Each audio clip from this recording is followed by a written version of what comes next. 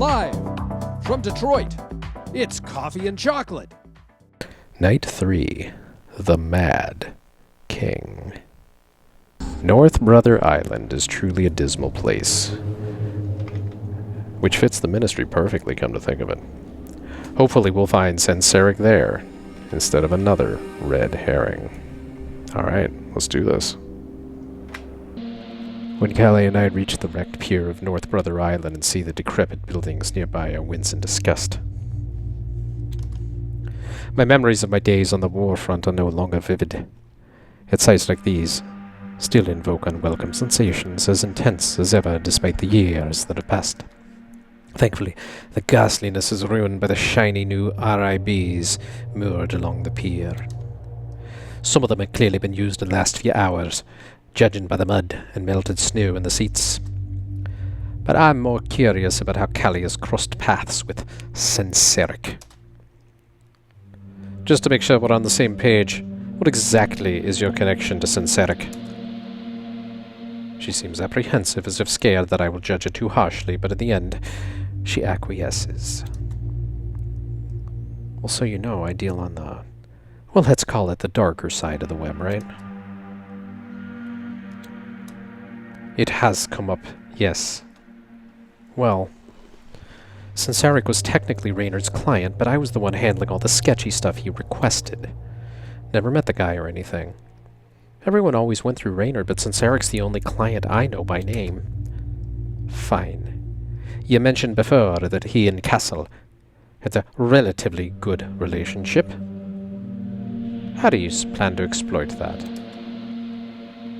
She snorts, and I'm unsure whether she's annoyed that I've cut on to modus operandi, or exasperated about something else. I'm about to continue my gentle prodding when we're interrupted by gunshots. And they're getting closer. We duck down and observe as some guy comes tearing onto the pier, screaming his lungs out in terror. He's running backwards, tripping over every bump while desperately trying to shoot at something in the trees, unaware that his clip has been empty for a while. I think you meant magazine, lad, but we'll forgive you for this one. He's decked out head to toe in urban warfare gear, reminiscent of the hunters I'd had the pleasure of meeting a few times lately. He hasn't noticed it yet, blinded by his delirious fear. Perfect moment to strike. I glance at Callie and she's already looking at me, jerking her head towards the mortal. I assumed she wanted to deal with him herself, but it seems that I was mistaken. I take a beat to size the hunter up.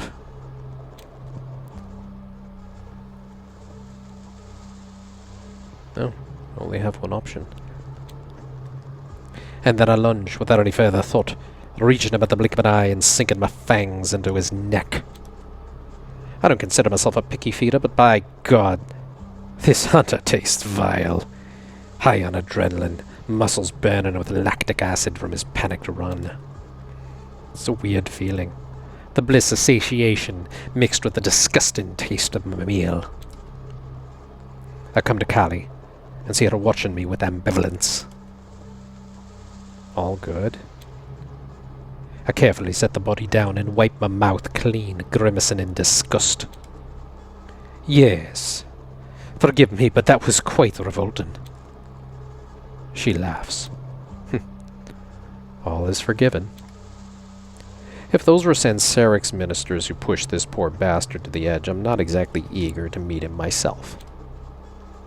I nod, looking at the lifeless body. The Masquerade behooves us to hide him. But nobody will come looking for him here, ever. And time is of the essence, so I don't bother, and neither does Callie. We share a quick glance before sneaking cautiously through the thicket toward the ruins looming over the bare trees. We tread carefully through the bushes, mindful of the crunch of the snow underfoot.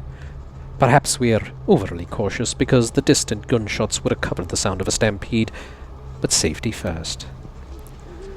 Although the shooting has died down in the last couple of minutes, and replaced by blood-curdling screams of torment. We stumble upon several corpses and surprisingly a decapitated skeleton with scraps of decomposing flesh still clinging to it. The murder of crows feasted on the scene. Couldn't care less. To them, carrion's carrion. Gives us some pause. Those fuckers. The screams are almost drowning out the gunfire now, suggesting that the ministers might be getting the upper hand. Excellent. We'll be fine as long as they don't mistake us for enemies. Great, Callie, you've got yourself right in the middle of a fucking war zone.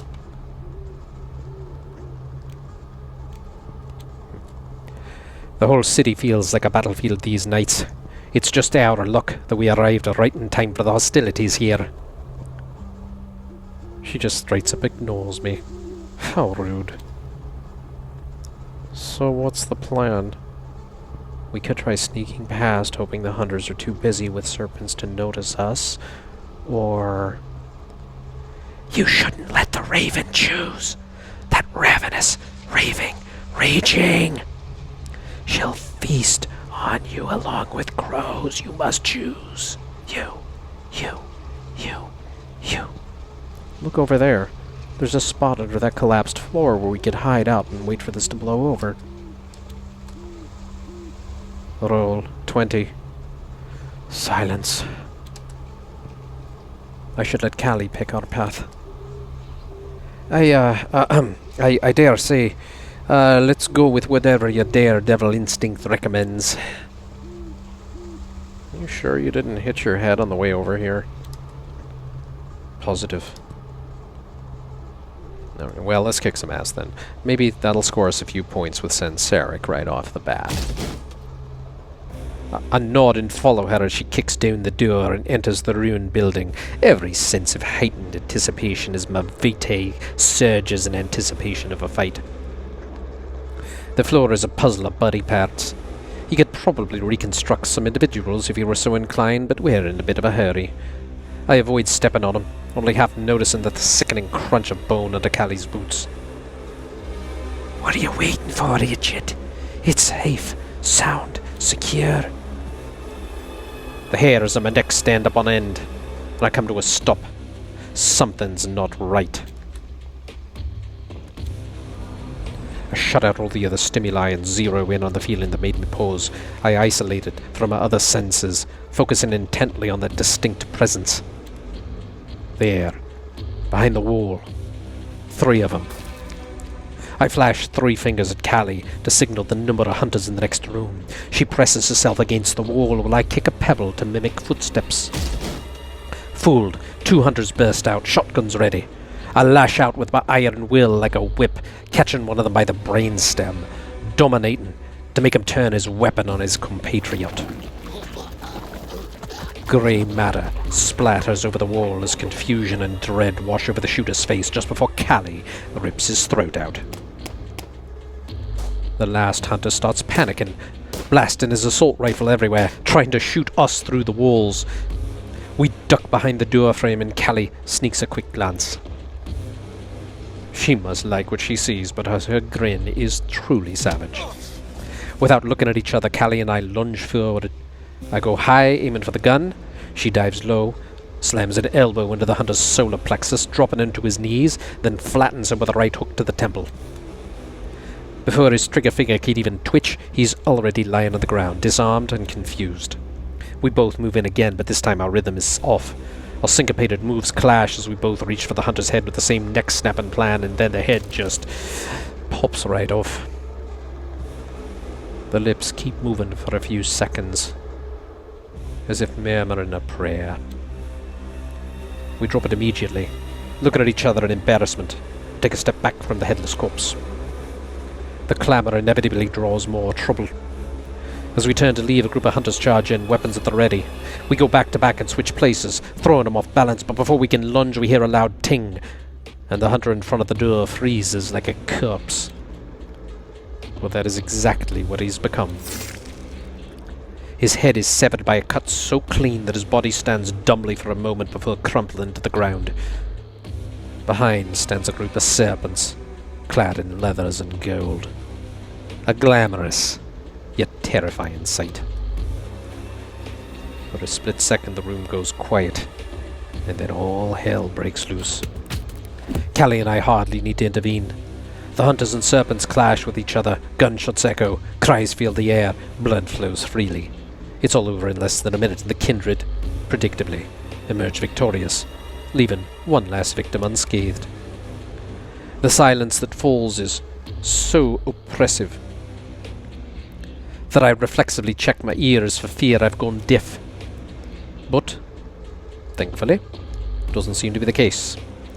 Callie looks confused as well, which helps calm me. The serpents don't move, don't speak, only look at us judgmentally, calculatingly. In this heavy silence, filled only by the scent of blood, the sound of approaching footsteps echoes like thunder. The man who enters the room is barely Callie's height, a full head shorter than me, but he carries himself with the gravitas of a king, the ruthless ruler of this domain. Ellie Sinceric, the most powerful snake himself. From the silence of his movements, it is instantly clear that his thunderous entrance was all for show, an intimidation, a warning. Magnanimously, he was giving the assailants a chance to flee in disgrace. Or letting them scatter for a more interesting hunt, more likely. Perhaps Callie and I should have taken this cue to make ourselves scarce as well. The last remaining hunter tries frantically to crawl away, but he collapses under Sinceric's steel-capped boot. That's when I realize why the serpent is walking so oddly. He's dragging a dead hunter impaled on the enormous claws protruding from his fingers. The body slides to the ground with a hollow thud. Another kindred hands him a clean handkerchief, which he uses to wipe the blood off his hands, and then he tosses it nonchalantly onto the corpse. Standing over the whimpering hunter, he surveys the mortal with disdain, then tilts his head to make direct eye contact with Callie without so much as a glance at me.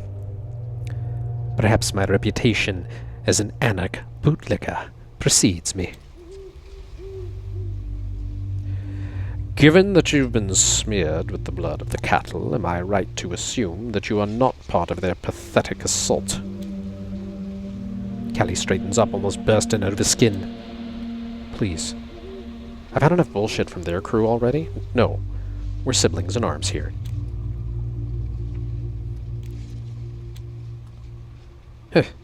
No more than cousins, I'd say. Several times removed. She tosses me a sour glance. Sinceric still ignores me, his gaze locked on Callie, unblinking, his posture rigid as a cobra. I'm unsure if I should count my blessings or feel offended. He lets out a short, sharp whistle. Instantly, two of his serpents lift the last hunter, propping his limp body into a standing position, but Sinceric doesn't spare him a glance. His eyes are fixed on Callie, but she pretends it doesn't bother her one bit. He has been a real annoyance, this one. Quite the rogue, wouldn't you say? Of course, you would. Why don't you teach him a lesson? It's not really a real question, and the only acceptable response is a dutiful yes, sir. But I'm not receiving the orders. I sigh as Callie plants her feet wide, crosses her arms and glares right back into Sinceric's cold serpent eyes. He clicks his tongue in disapproval. She seems to be catching on that her rebellion won't earn us any points. The ministry is all about order and hierarchy. Leave her be, lad, leave her be. Let him bite, let him spit. We've no time for whatever punishment awaits. I step in front of Callie, pushing her gently behind me and clear my throat. Without a word, I step forward, making no secret about my intentions. That, unfortunately, brings Sinceric's eyes onto me and everybody else, including Callie. To be honest, I'd very much have preferred not to flaunt my gifts for all and sundry, but I don't think we have a choice. I crouch down and lock eyes with the hunter, wide-eyed from exhaustion and terror. Yet there's a shred of defiance left in him, and I latch onto it as the first word escapes my mouth.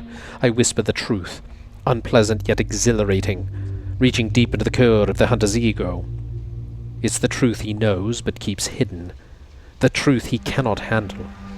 I speak until he is a step away from falling apart, eyes spouting tears, and rolling back into his skull. No. Don't. The last shred of his defiance crumbles. The hunter's mouth opens wide like he's trying to swallow the whole building, then he starts laughing. It begins with a twitchy giggle, then spirals into uncontrollable howls. He drops to the floor, convulsing, foam bubbling at the mouth, his eyes bulging and teary, his hands tearing at his own face, digging into his own skin. But I keep going.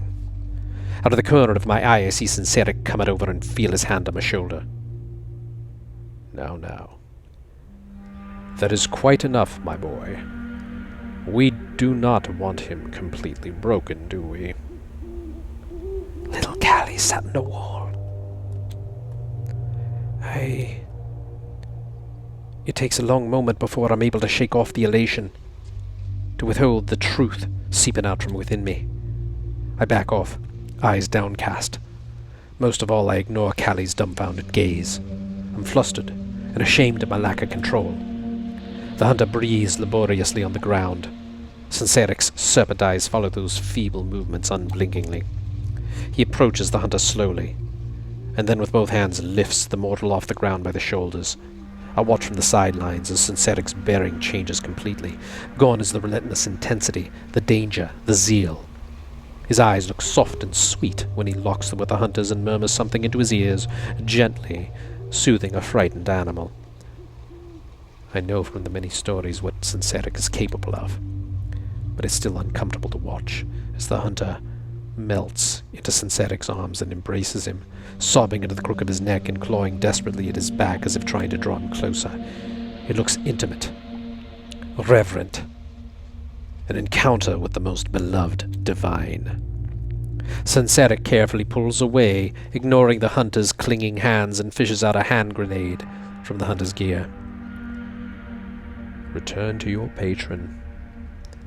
Make him see the error of his ways. The hunter gets up, feet unsteady, and limps away, through the door and into the cold darkness. His gait is awkward and uncomfortable, because he doesn't, not even for a second, avert his worshipful eyes from Sinceric's face. Come. He strides confidently to the pier, his entourage obediently in two, and naturally we're herded along too, courtesy of a serpent, who insists on shoving us as if it's necessary. With no further distractions, the path feels much shorter than I recall. In the distance, I see one of those RIBs bobbing on the East River. I wonder if the hunter will truly obey the serpent's charming hiss. Now. Sinceric turns to Callie and me, sizing us up with an icy glare, but even though his tone regains the former frightening intensity, now there's a hint of, dare I say it, benevolence. You have the misfortune of catching me in a nasty mood, I'm afraid. But if you provide an acceptable explanation for trespassing on my turf, I might just let you go. Callie glances at me. Name's Callie, and this here's... Oh, I know who that is. The Baron's lapdog. The court's errand boy. Ah, my reputation precedes me. I'm more interested in you. That seems to ruffle her feathers a bit. Perhaps she'll choose her words more carefully. Finish him. Finish him. What are you, wimp? Fuck him. Fuck 'em all. I'm Reynard Cassell's child. I run with his coterie, and I know you've had business relations with him. I was actually the one who rushed the delivery of those trinkets you wanted. Sinceric's face grows sour, lips curled down, eyebrows knit. But then, unexpectedly, he throws his head back and laughs, loud, mocking laughter. It abruptly stops, and his cold, unblinking stare returns. I haven't heard from good old Ray in months, child. Whatever you think you procured for me went to someone else's hands. He falls silent, and his serpent eyes narrow. "Do you even know what exactly it was that you acquired for him?" Her silence is the answer. She looks more and more flustered. And she doesn't seem to know what's going on. "Little Callie had a big ass fall." Since Eric makes yet another disparaging sound, I clear my throat to draw the Setite's scolding focus.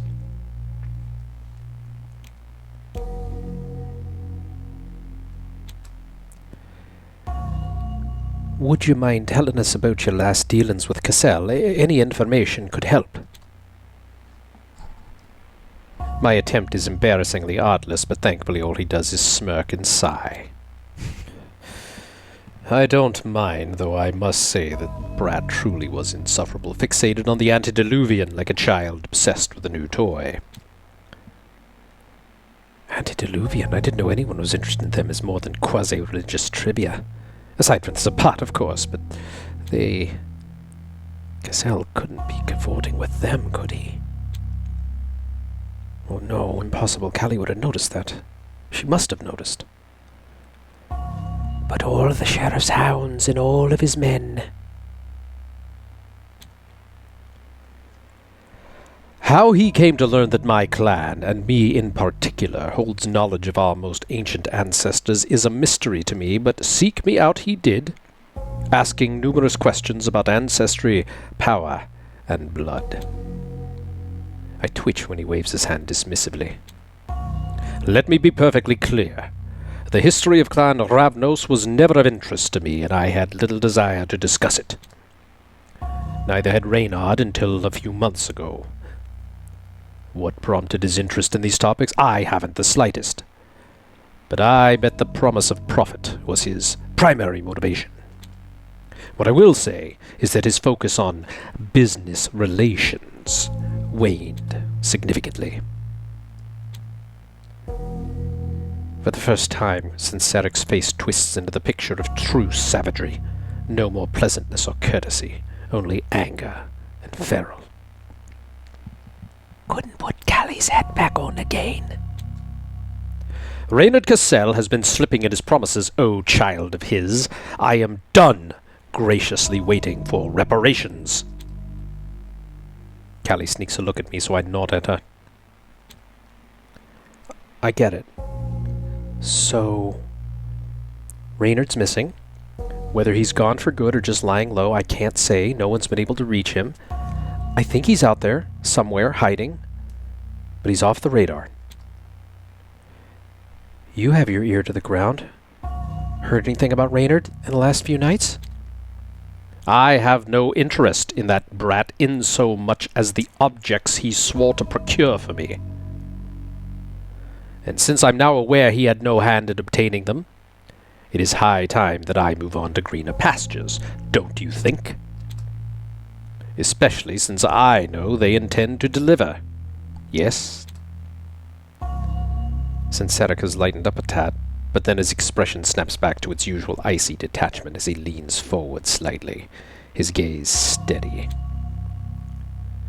Reynard Cassell meddles with powers beyond his ken. I would not be surprised if this sudden uptick in hunter activity were linked to his actions, one way or another.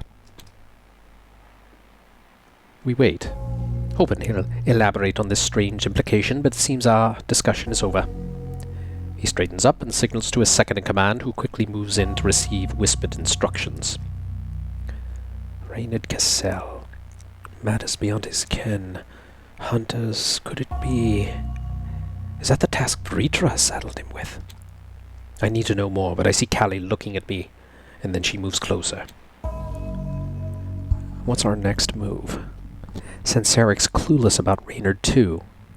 Your sire's messing with dangerous shit. Great, tell me something I don't know. What now? I'm about to insist we press Senseric on the hunter issue when I catch her dejected face. Sadness looks unnatural on her. She was born to smile, not frown. We see what you're doing there. We see it. Does it bother you that Cassell has been undermining you in the reneging on commitments that involve your work?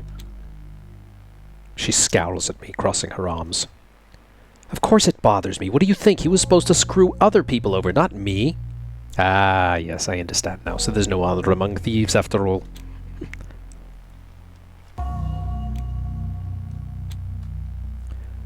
I'm sorry it happened to you, but maybe we could discuss it after taking our farewell.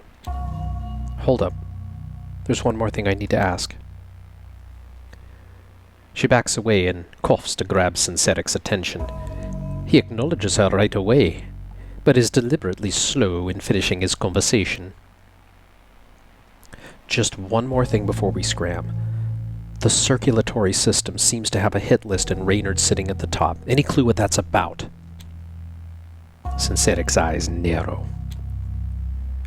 Well, color me astonished. He was blabbing on and on about his latest illustrious benefactor who could help him circumvent the red market. He makes such a sour face that were we still mortals he'd probably spit at her. Seems like he ended up on the bad side of that slumbering bitch on the Hudson. Frankly, good riddance with that. She tilts her head like a confused puppy. When who do you mean exactly? She has you. She has you now, lad. She knows. She knows. She knows. I twirl my ring, feeling the weight of Callie's glance until it snaps to 20. Oh, Suckday. Is it too much to ask for one night without inconvenient subjects coming up? Synthetic gnashes his teeth and a low, seething murmur ripples through his followers. That Zimship bitch, Vritra, or whatever the fuck her name is. You don't know her? Count your blessings, child. What's her deal? Her deal is that she waltzes in like she owns the place and steals what's been rightfully ours for decades. I raise my head just in time to see his eyes blaze with a pure yellow light, fangs elongating as his jaw loosens in a furious scream. A forked tongue flickers back into his mouth as he calms down. I add two and two together and realize Vritra must have been the one who ousted the serpents from their turf in Harlem. Did you forget, lad? She drove them out, the way gnome Padraic banished the snakes back home. I take a deep breath, watching the ring roll to 20 and feel the tensions leave my shoulders. But Callie just keeps talking. I wonder what kind of relationship Reynard has with Vritra. Do you think... I do not think of her, child of Reynard. My time is precious. We're done here. Thank God. Synthetic fully turns his back to us, conferring with some of his serpents. Callie strains her ears to hear, probably more out of habit than curiosity, so I quickly tug her sleeve. Our meeting's over. We should leave before Synthetic decides to drive us off his turf. You're right, I guess. I really hope for more clues than that. Well, at least we confirmed that Synthetic has nothing to do with Cassell's disappearance. Let's discuss strategy once we're gone. She nods, clears her throat loudly like an actress warming up, and speaks without waiting for Synthetic to face us. Thanks for not throwing us out on our asses sooner, Synthetic. And for the info, too. We'll get out of your hair now. She turns on her heel and we make for the exit, but his stare halts her dead. You should leave the city, child.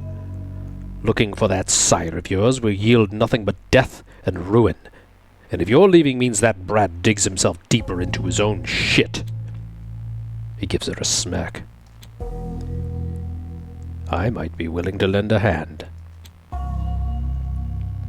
Callie starts shrinking in on herself, not out of fear or embarrassment, but more like a coiled spring, and then she relaxes. Or to be more precise, she freezes.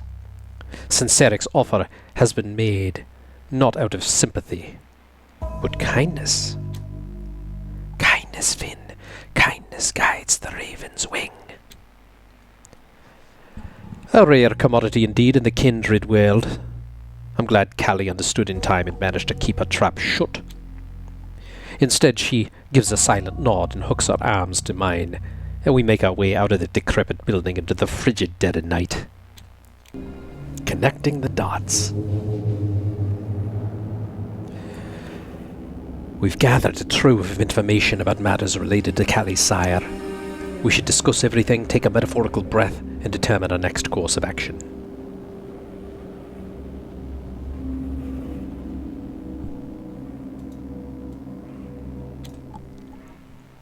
Hunts Point Landing. Night 3. I have heard of some of the crazy legends that popped up around the Ministry over the years. I don't know if they can actually control the elements, but the second we stepped off North Brother Island, a ruthless wind kicked up, shoving us right back to reboot. It was like Mother Nature screaming at us to get out, to run, to leave this cursed place before it consumes us whole.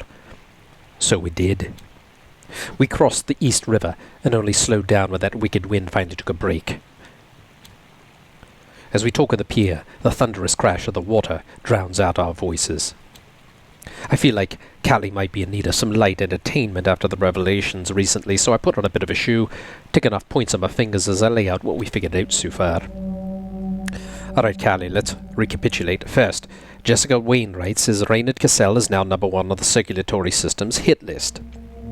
Yeah, and I'm probably going down with him if I don't stop digging. Not like I've got much of a choice anyway. Correct. Second, Ellie Sinceric swears he hasn't talked to Reynard in months. And the items? Yeah, items sounds correct. Right. The items you arranged for Sinceric through Cassell haven't shown up yet. Cassell has also developed a rather intense, almost obsessive interest in the antediluvians, but his reasons and objectives still a mystery. She nods. Reynard Cassell has been MIA for the past few nights, despite having meetings lined up.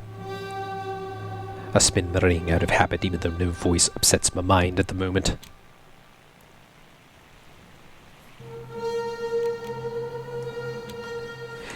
It looks like your sire is playing a very dangerous game indeed, one whose rules we do not know. And then there's that Simsy from the Hudson, Vritra? Sinceric said she's after Reynard. Tell her about Vritra. Tell her, spoil her, enlighten her.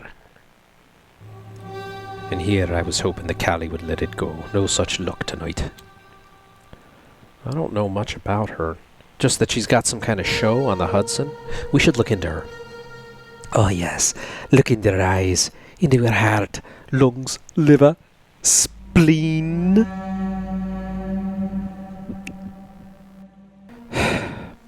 Spinning the ring helps calm me down and gather my thoughts into some semblance of an argument. I raise my head to Callie, find her scowling at me. I need to lead the conversation elsewhere. I am not convinced that that's the smartest approach. What solid proof do we actually have that ties her to Cassell, aside from the rumblings of a disgruntled serpent? She rolls her eyes. Well, none, but then again, we don't have much of anything solid, so we might as well chase what leads we have, right? Tell her you'll go talk with Vritra together, lad. Take her to the dragon's lair. That makes sense. However, I think it might be better to focus on the circulatory system. She narrows her eyes at me while I pretend not to notice. Honestly, this feels way trickier than just chatting with one kindred. I can't believe I'm the one saying this. Before I can persuade her just how risky this endeavor is for me, her eyes grow wide in surprise. Are you scared of her? Not quite, but thank you for the excellent excuse. Well, Sinceric did imply that she single-handedly ousted his entire group out of Harlem. Well, to be fair, he only suggested that she just does what she wants, and he's not a fan because she totally stepped on his toes. You can't even fib anymore, lad. What's left for you? Shite, I'm getting sloppy. Callie's eyes narrow in suspicion and my vitae freezes a second before she confirms my fears. Hold on. Do you know her? Like, personally? I don't... Well, I've heard of her. You've heard, you've pleased, you've feasted, you've served.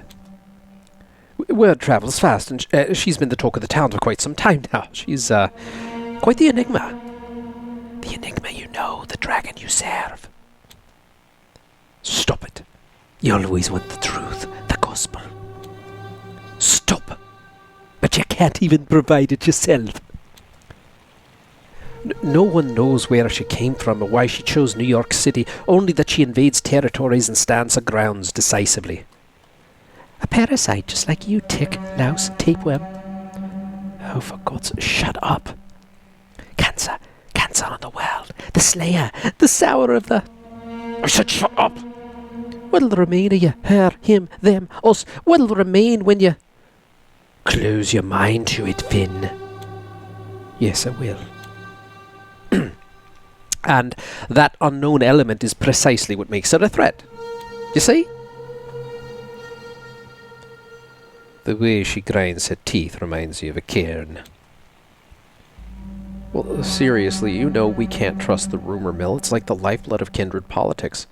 Everything's been hyping up Sincera because of this big scary motherfucker, and look, the guy's practically a sweetheart. Maybe we just caught him at an opportune moment. Exactly. And we might just catch Vritra on a good day too.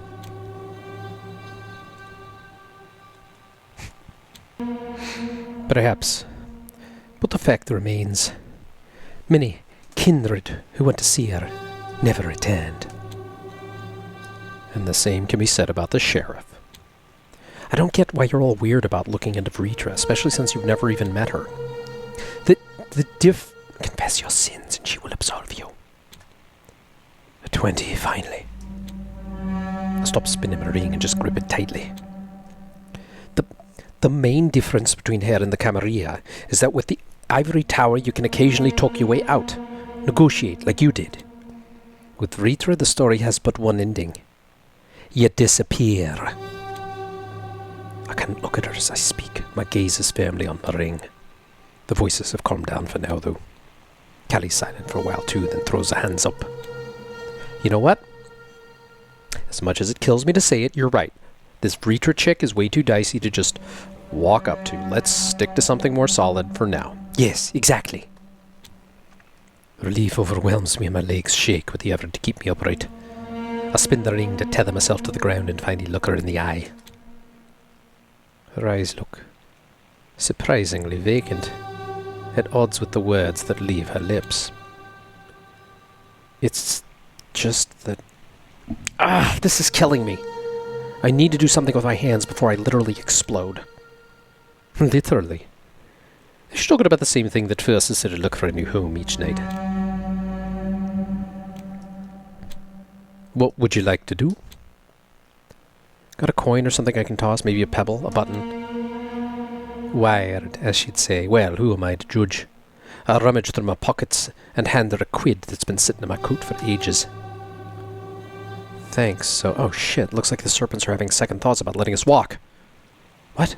Why would the... I turn to look, but there's nobody there. The river remains turbulent, filling the air with the soon-to-crashing waves, but otherwise the pier is calm. When I turn back, she's a few steps away. Never mind. Probably just my mind playing tricks. Hey, what's up with your ring? My ring... What? T? It's gone.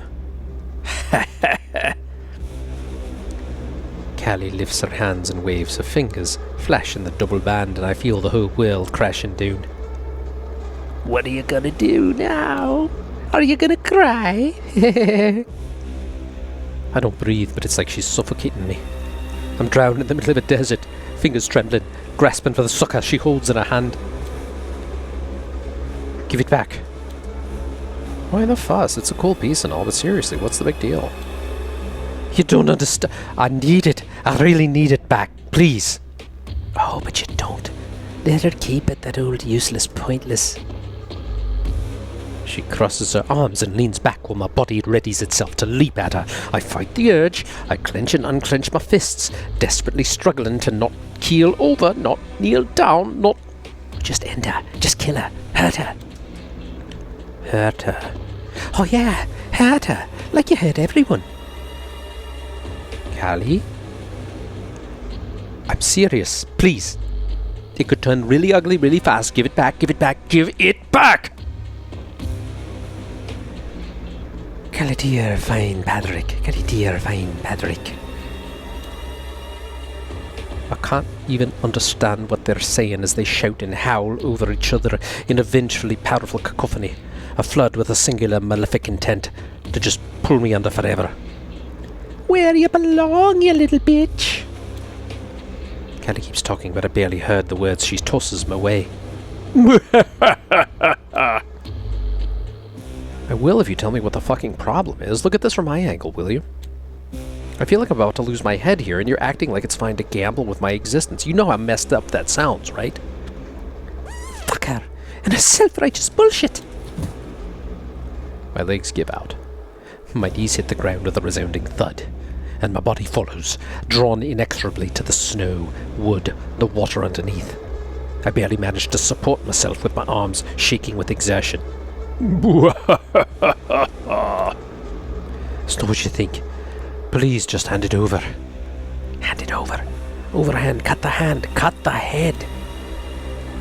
You know what? If I do, you'll just skirt around the issue. That's all you ever fucking do. How well she knows you, lad. Shivers race up and down my spine, torso, limbs, lips, nose, brows, every single hair in my head. I clench my teeth and feel them chatter in a fast staccato, much like the voices in my head. Such a weak little shit you are. You really don't think much of me, do you? Haven't I shown you I'm reliable enough? I want to tell her. Such a fucking pussy. It's not about you, Callie. Not everything is about you. Because everything is about you. But all I can do is shiver, tremble, seize up, and slowly, voice by voice, lose control. You never had control. You only claim, pose, and declare.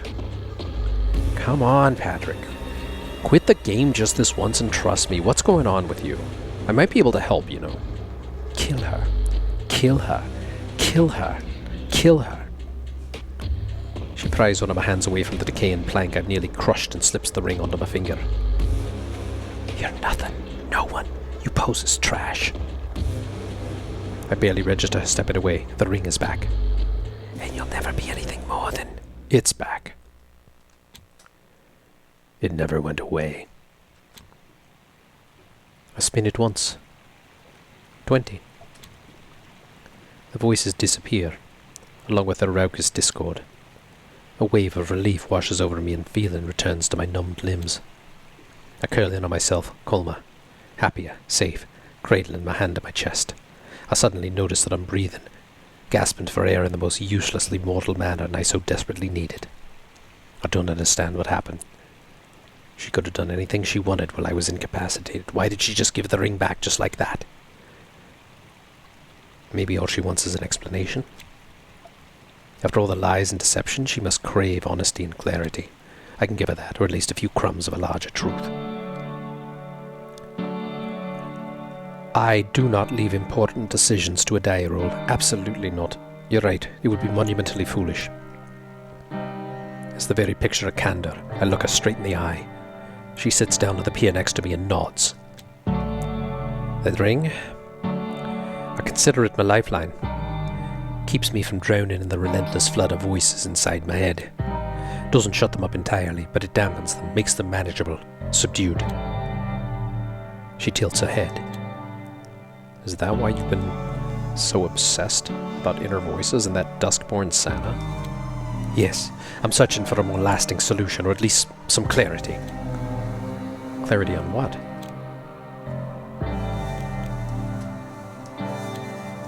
On the meaning behind these voices, their purpose, too. You don't know? I know. I've known these voices as long as I can remember. I understood why they grew stronger after my embrace, but I also know that they're not like what others experience. Padraic, I'm so lost. What others are you talking about? I don't speak for a while, fingers dancing over the ring even though the voices are dormant. I hope that a few crumbs of the truth would satisfy her, but it seems she needs a full bite. I am Malkavian, Callie. The whole caitiff thing is just a facade. Okay, and? What? I can't help looking at her suspiciously. You don't seem terribly shocked.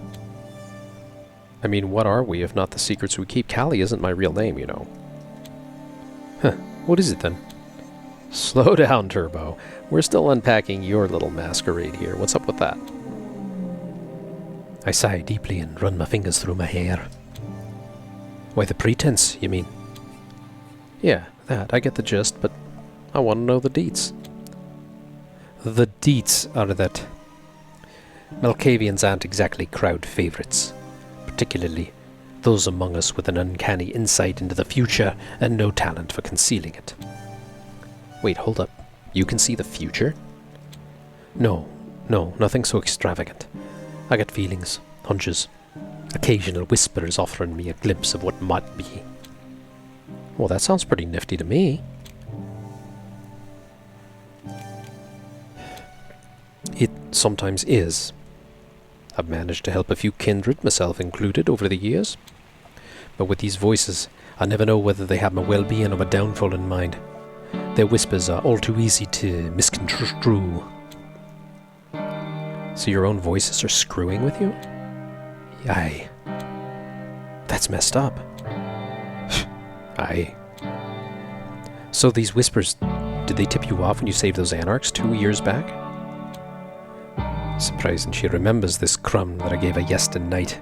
And impressive. Borderline endearing even. In a way, I was lucky to guess right and lucky that talk cut me some slack for my erratic gift. She nods and I see her piecing together our conversation. But if you understood these voices and their origins, why bother dissecting them? I hear many voices, each of them distinct but also the same. It is difficult to explain. A pause. Should I tell her about the... Of course, Finn. Of course. But among them is one that's elusive. It doesn't come from any known place and can't be quieted, not even by my ring. I need to uncover its source and purpose. So it's nastier than the others. No, not exactly, just enigmatic. And there's only one... Yes, lad, tell her about your mistress. Tell her. Shut up. Nobody seems to know a damn thing about it. She squints at me, suspicion tightening her features. You're holding out on me again. I squeeze out a laugh, one that I hope sounds relaxed and careless. Of course I am. But I'm being open about it. It's impossible to share everything about oneself. I find that fascinating, don't you? No matter how transparent you try to be, there's always aspects of your life you keep to yourself, intentionally or no. The nuances of our situations. I can pinpoint the moment when her eyes glaze over. I ramble on for a little while more, partly to recharge my batteries, partly just to spite her. Okay, cool it, Gandalf. Keep your secrets. Just remember, I'm not letting fate roll the die for me. We already have one reckless idiot in this team, and that's me. She really is something else, isn't she? Suppose she deserves a more crumb of truth. I offer her a small but genuine smile. Thank you. Truly. Had I known you'd been understanding like this, I might have told you sooner. So I apologize for misjudging you, Callie. You should. I'm as reliable as they come, cool as a cucumber. That's a stone cold fact. But I'll let it slide. Everyone fucks up once in a while, right? Heh. A truth universally acknowledged. So, shall we go back to the important stuff? Yeah, we should, unless you got more bombshells to drop. I know she's just trying to provoke me. But I can't help the way my unbeaten heart stops and the hairs on my nape stand up. I calm myself down with the blink of an eye, but I'm sure she noticed. No. Nothing else to declare, but I admit I'm quite curious about your real name now. Nah, we're definitely not there yet. Very well. So, Reynard. Why is the circulatory system so obsessed with getting him out of the picture? I mean, there's the whole blood trade thing, sure, but why the urgency? I'm guessing it's because they know something we don't. You already have an idea, don't you? What if they made a mistake? Yeah, nobody's perfect, but I guess it's less likely that a whole fucking corporation is totally wrong about something, you know? Now, if the Camarilla hadn't swiped my laptop, I might have done some deep digging online with all my tech, but honestly, it probably wouldn't have made a damn difference. A behemoth like the circulatory system probably uses a sealed-off intranet for all their dirty laundry. But if I could hack their database... but it's all a coulda, woulda, shoulda at this point. Hold that thought. Getting into the database might just be within our grasp. She squints at me, reluctantly impressed. Have you ever come across someone named Kaiser?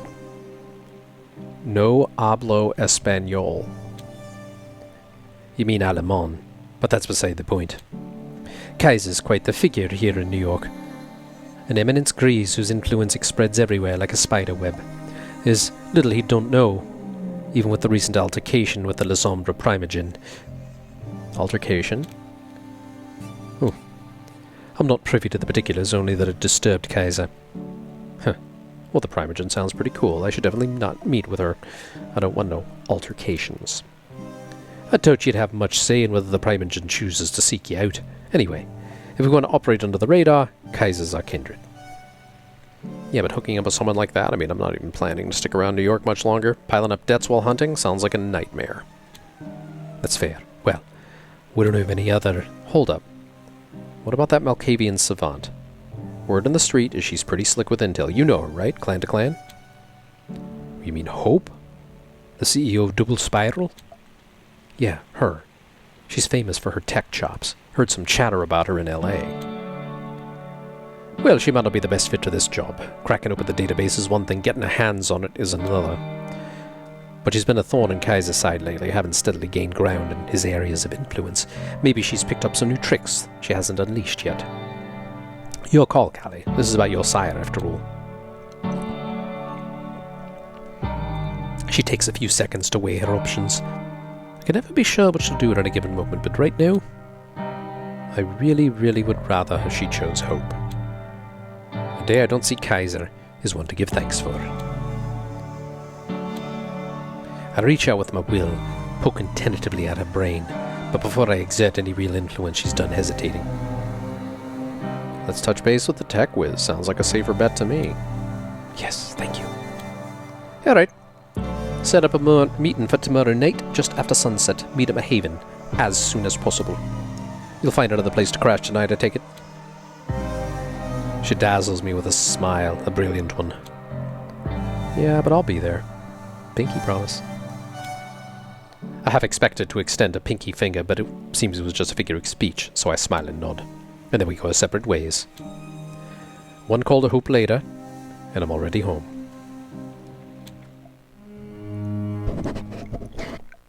Five months ago. So, you've been at this every single night for how long now? 13 years, give or take. Damn. It's a lot to process, ain't it? Best you heard it straight from me, though. I've seen the effect it has on folks who ain't ready for it. Changes you. Keeps you up at night. Gets right into your heart and holds on tight. And there ain't a sane mind to share it with, because nobody's gonna believe you. Now this here burden, you can let it crush you, or you can forge it into a weapon strong enough to destroy those damn leeches and avenge your offspring. Your choice.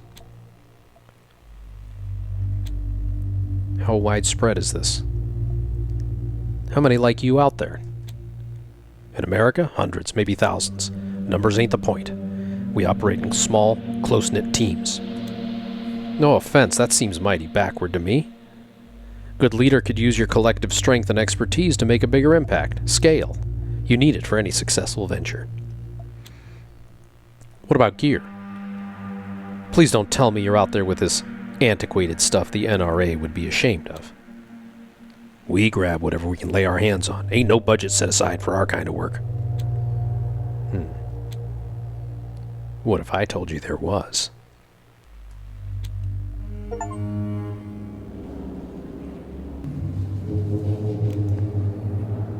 Ninja, we own the night. Night 4.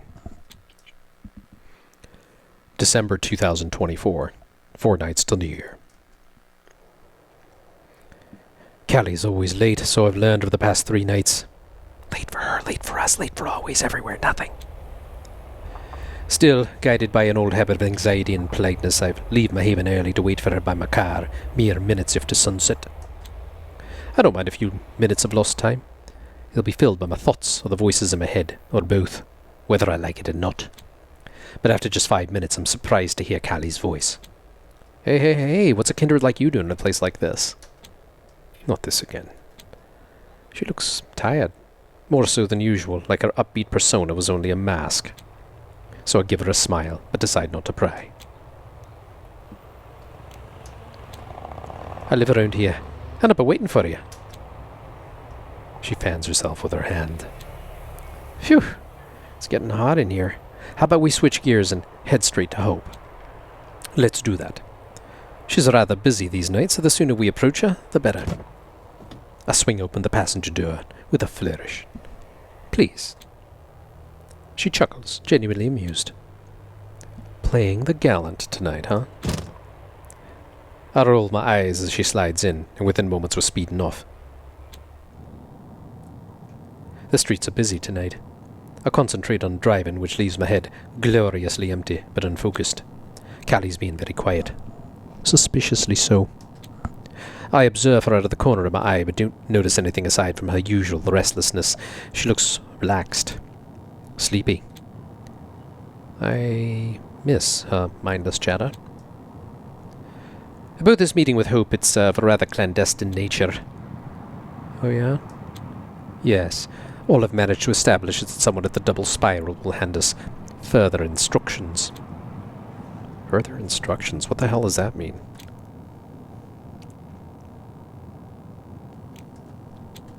Honestly, I'm just as unmoored as you are. Pinning down Hope's thoughts or predicting her next move's always a shot in the dark. She looks worried. Frankly, she should be. Tonight's her last night, granted by our magnanimous sheriff to find Reynard. But we still have no clue where he might be hiding, and our leads are drying up.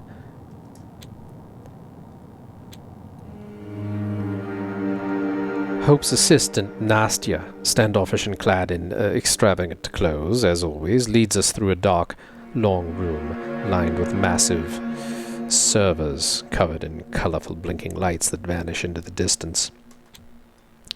In the oppressive silence, I catch Callie's eyes dart around with great interest. The room's monotony is broken by the sharp clicking of a keyboard. At the far end of the space, a figure hunches over a desk, decked in a faded maroon hoodie, with oversized noise-cancelling headphones clamped. That's Hope. But I decide not to tell Callie. Hope deserves a little game unspoiled, and Callie deserves to be taken down a notch with an innocent little surprise. Nastya snaps her fingers to get our attention. Apparently, Hope's extremely busy these days, but she'll spare us 5 minutes in the cloud, whatever that means. She gestures toward a sleek, state-of-the-art device resting on a nearby table. That's new.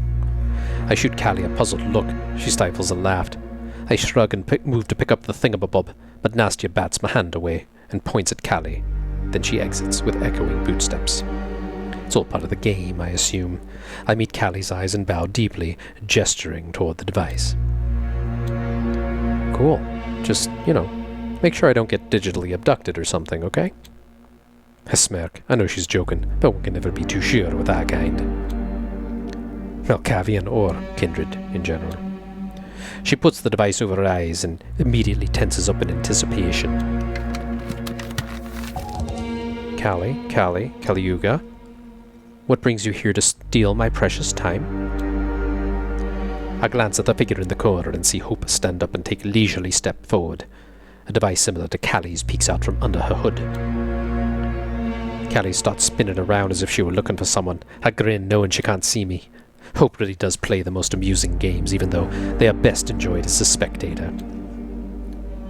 You can't steal what's willingly offered. Hope moves with inhuman speed, materializing almost instantly behind Callie with a soft chuckle and trails a pale finger down Callie's spine. Me, she ignores entirely. I am... Oh, I know exactly who you are. I know everything about you, Callie, Caliuga, Kelly, California, Realty. California. I smother a laugh. No wonder she's so adamant about going by Callie. The name's Callie in this unlife. California is dead. We're all dead, Callie. But even though I will absolutely revisit that name later, I accept her decision to leave that person behind. And the secret that she keeps. That much I owe her. But you were Callie long before that, weren't you? Just a frightened little hippie's daughter cavorting through the dark web, hidden behind a name that made you feel cool. Caliuga. War personified, conflict on legs. Do you think you've lived up to that ominous alias, California? Have you caused enough ruin, wreaking havoc with just a careless click? A kindred spirit. It must have felt good having all this power over living beings and inanimate objects, deciding their fate with cold, calculated keystrokes. I know all your dirty little secrets, even those you left back at that music festival where California perished and Callie emerged from the flames of a dying phoenix.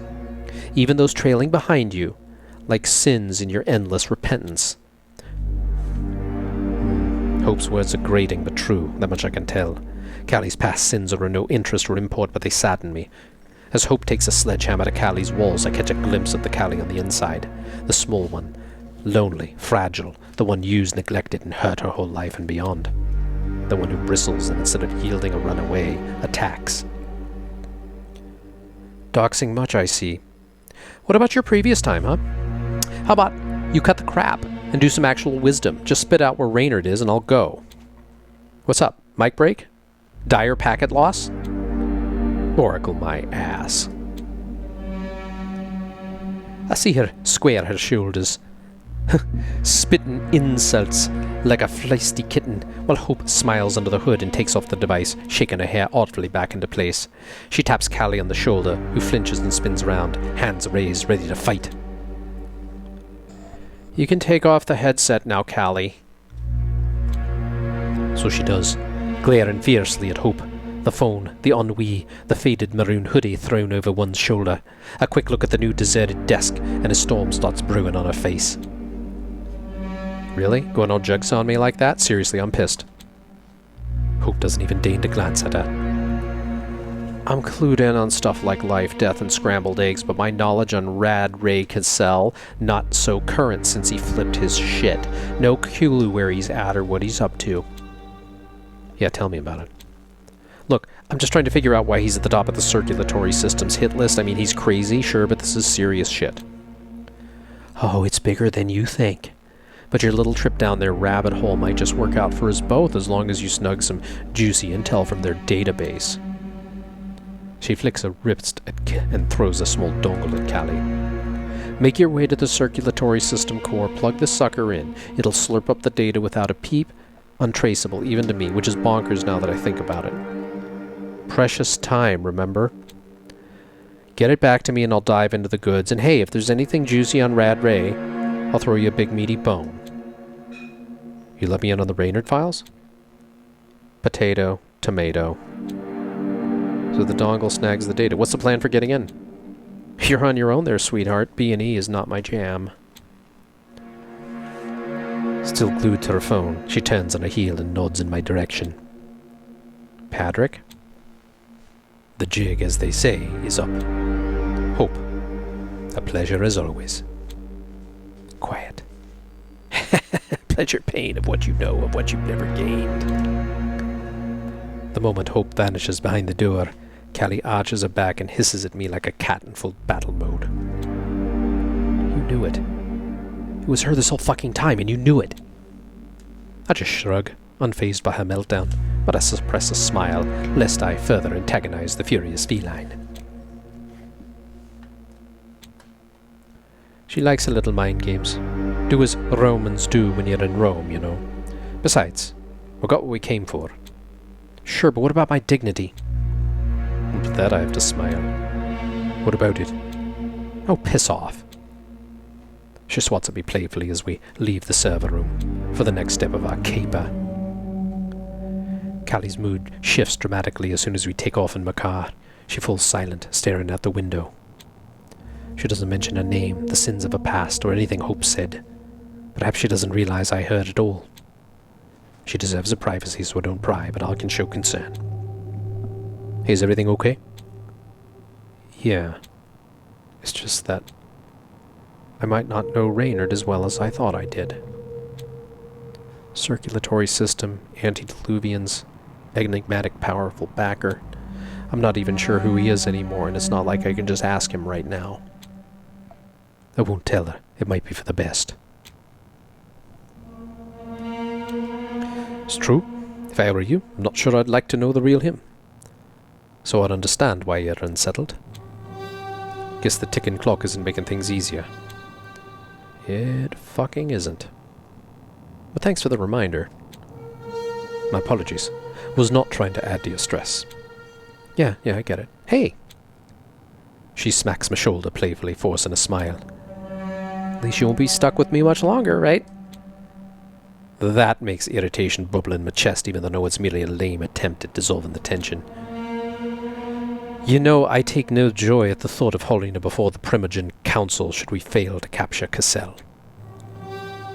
I glare at her to drive the point home, but she swiftly turns her head and looks out the window. Well, I do now.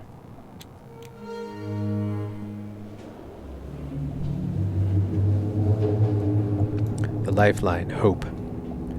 Although I'd rather not spend any more time with Hope than necessary, I believe her technological expertise might be the key to accessing the circulatory system's database. Callie and I spend a solid 5 minutes in total silence. Not once in my short life, and much longer unlife, have I actually resorted to burglary. It's always rather exciting to find something novel to do after a century of being feted to the earth. That is one massive fucking building if I've ever seen one. Indeed, might complicate a plan as vague as that is. It's probably packed with high-tech security and the usual batch of guards. Yet there are also plenty of empty spots where we could lay low. Look at you, picking up the tricks of the trade. Yeah, let's just not sit around. Time's running out. The interior of this circulatory system branch is artfully incognito, masquerading as a budget-friendly medical clinic. It's the perfect cover, under the radar, ignored by the upper classes and authorities, and with a constant justifiable stream of visitors at all hours. Even the ungodly ones. Like right now, for instance. And here we are, ready to dive into the fray. How'd you propose? Maybe you could stir up a little chaos, distract them for me. That could work. Shall we? She gives me a nod, so I close my eyes and tap into the long forgotten part of myself, the one which sang, danced, and performed under the glaring lights for the entertainment of sparse crowds. Before war and embrace erase this splinter of my soul. I morph into a figure of pure outrage and despair, shoulders hunched, head down, jaw clenched. I concentrate the image of a man fueled by fury, ready to explode. I march over to the reception desk while Callie folds herself into my shadow and becomes practically invisible. Before the bewildered receptionist can speak, I lean in mechanically and launch into a tirade, my voice booming with a rough Midwestern twang. I need to see the manager now. My mama died in this goddamn place because of your negligence. I'm not particularly good at accents, but I seem to be doing a passable job. The receptionist pales and starts opening and closing her mouth like a fish gasping for air. Hand over her files, see? Or I'm blasting your incompetence across every news platform there is. Out of the corner of my eye, I see Callie clearly holding back laughter, and I shoo her off with a sharp but discreet gesture. With all eyes in the foyer fixed on me, Callie slips away from the storm and glides through the back door, unseen. I have no idea how much time she needs, but I hope she'll manage relatively quick. There's only so many invectives I can hurl at the receptionist before I start going in circles. Absolute motherfuckers. You want to bleed me dry too. On the other hand, refusing to be placated is very much a local thing as I observed these past few years, so perhaps fulminating for a quarter of an hour isn't such a bad idea. Yes, fuck 'em up, lad. This is your chance. Vent. Scream. Howl. I guess I'll listen to these voices for once. I will sue your sorry asses and stuff your papers where the sun don't shine. Time passes, and I find myself disassociating. One part of me stays in my body, firmly planted onto the ground, screaming my lungs out at the receptionist, the manager, 2 more employees desperately trying to calm me down, the guests, security guards, everyone. The other floats above the filth of the material world, unbothered by it and untethered, much like a balloon barely held onto by a small child at a church fair. I ain't tonguing none of your poor excuses. My poor mama. Minutes slowly trickle by. I'm still going off on the poor employees when I catch Callie slipping back into the foyer. She nods at me before she zips out. And you know what? You can take your fancy talk and shove it where the sun don't shine. Fuck you. See you in court. I'll make a show of storming off, actually beating Callie out the door. Once we're clear of that boring beige foyer, we bolt to the car and hop in. It's unclear if they notice someone making off with their precious data, but the circulatory system doesn't immediately come for us. I'm still expecting a pursuit. Ventru are not exactly known for their lenience and charity, so I make sure to weave swiftly through the streets. Callie is predictably delighted. Oh, let's fucking go! I can't say I'm not tempted, but it's better if we don't attract too much attention, kindred or otherwise. I ease off the accelerator, blended into traffic, as we head back toward Manhattan, much to Callie's disappointment. I'm guessing your part of the caper went well. Smooth as silk. Ran into a lab rat and a rent-a-cop downstairs, but it wasn't anything I couldn't handle. Quite an adventurous night. She tosses her head back and laughs. I smile, content with her happiness. You could say that, and you? Enjoyed going berserk on those corporate drones? I just shrug. I've got little sympathy for Ventru ghouls. As far as I'm concerned, they signed up for the job and all its perks. They don't deserve it, but you do. You do. You do.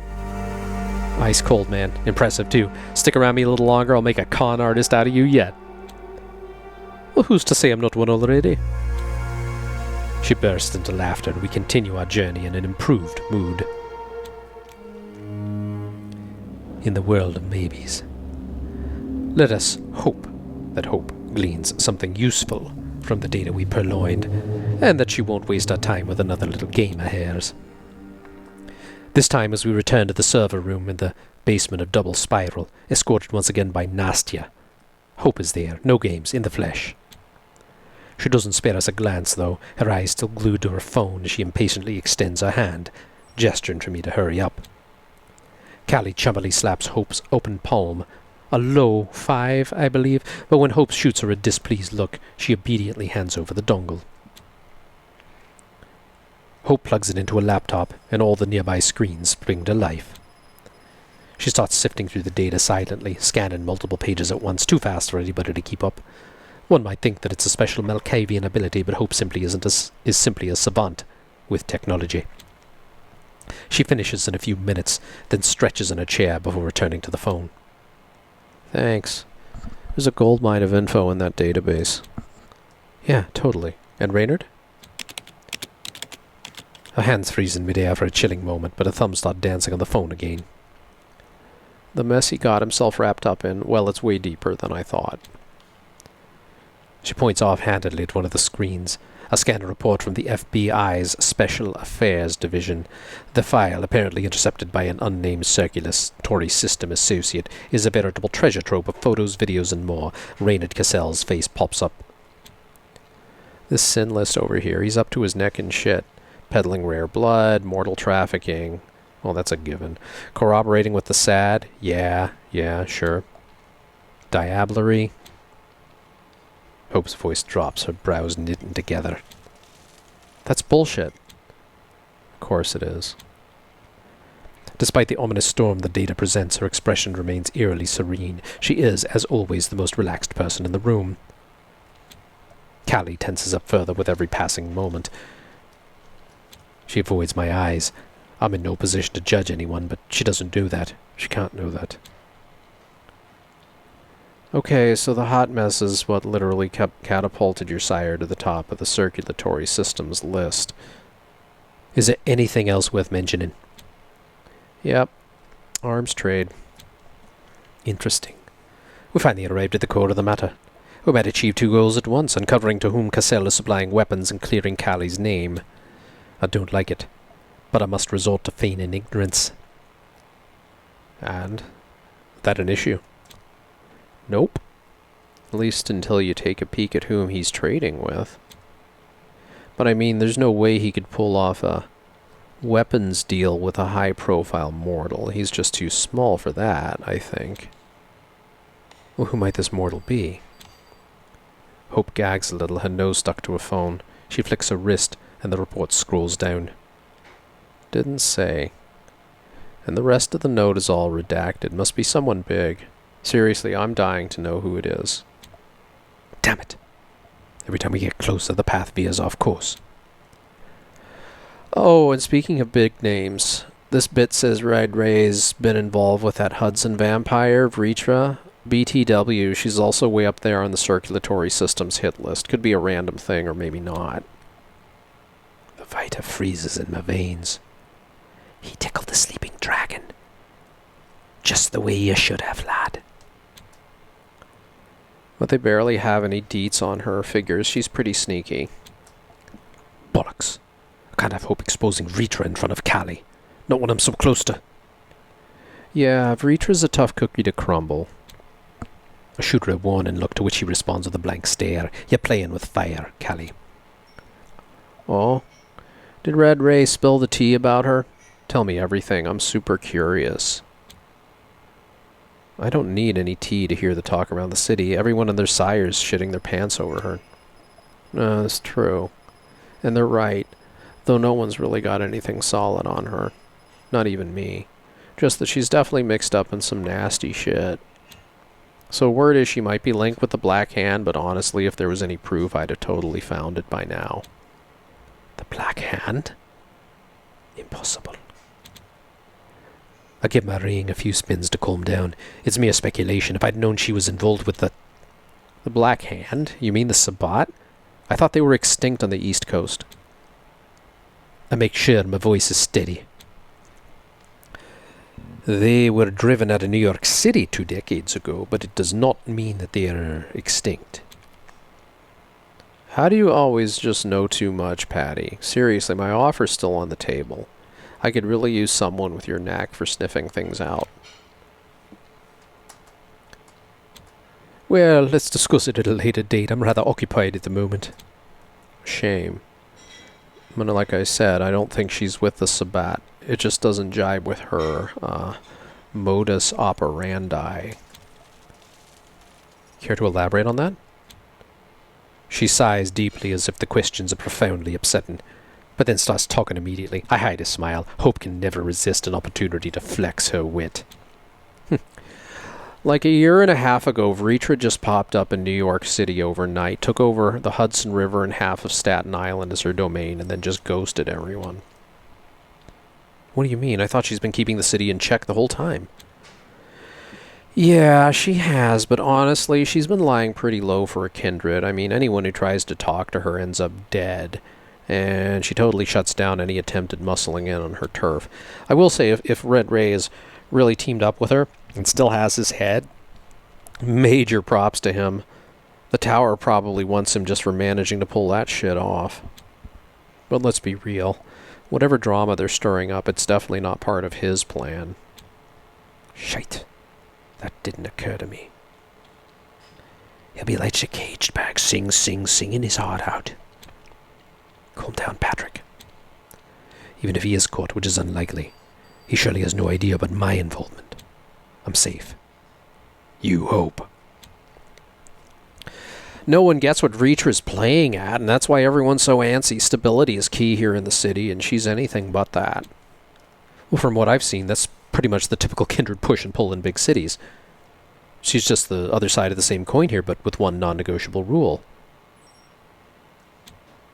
Yes. Don't fuck with Ritra. Hope shrugs, but then says nothing more, eyes firmly stuck on her phone. So a few bits on Reynard, next to nothing about Ritra. Seems like you didn't really find anything interesting in that file. Hope just laughs, blowing her off. Hope will eat you alive, little raven. I'll bet any other info dealer would have gotten to the good stuff. Hope looks her dead in the eye, eyebrows shooting to her hairline, an incredulous smirk on her face. Are you trying to get a rise out of me? That's adorable. Patty, tell her she's adorable.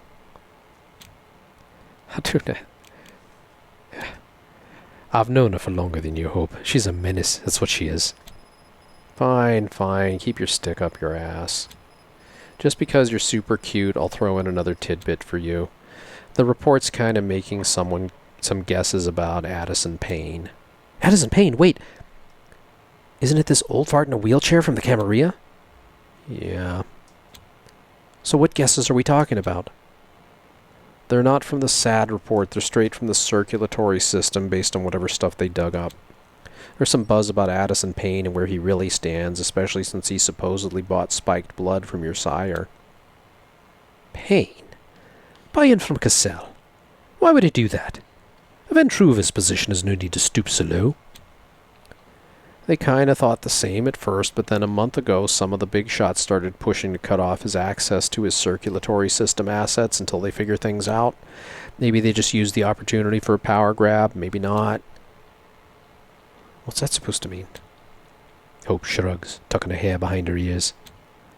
There's always been something iffy about Payne, especially since you can never be sure if his lackey is a trustworthy proxy. The way her eyes flicker to mine when she says that. What do you know, Hope? She knows. She knows. Past, present, future. What's that supposed to mean?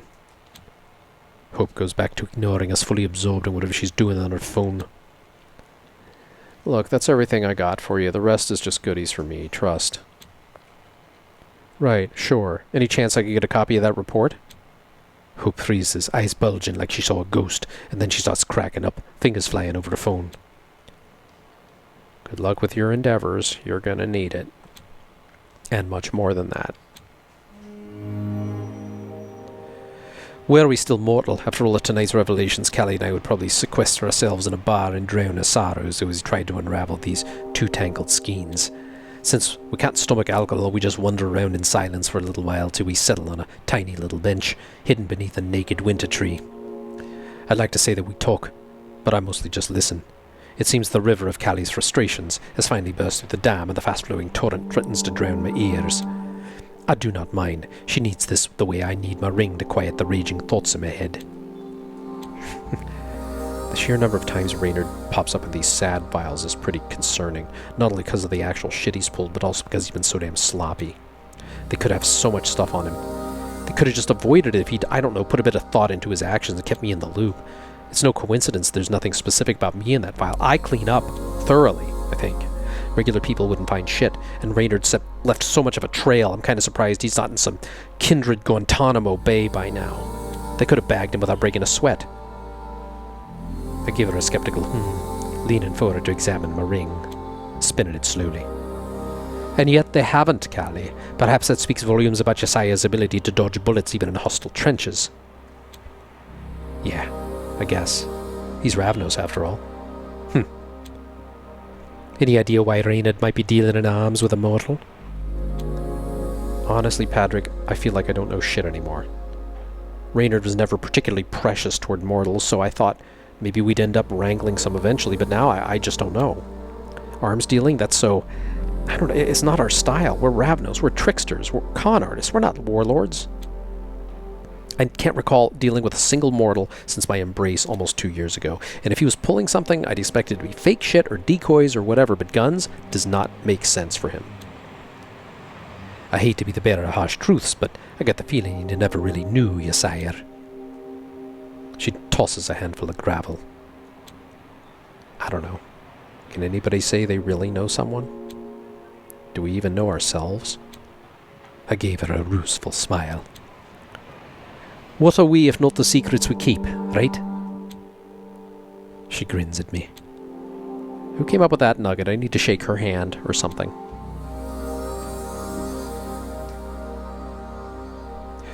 You know, I think you shouldn't be blaming yourself for his dishonesty. It is quite literally not your fault. Nobody go through this ordeal expecting to be crossed at every given moment, especially by those we trust the most. That'd be a pretty miserable existence, don't you think? I'm not equipped to unpack that now. And I have no cash for that therapy session, Dr. Conroy. Deflection. At least this time she admitted it. You know, we've been hunting down my sire for 4 nights, and I realize I know jack shit about yours. Care to share a bit? Tell her, little Patty, the way you were dug, defiled, devoured, discarded. You are safe, Finn.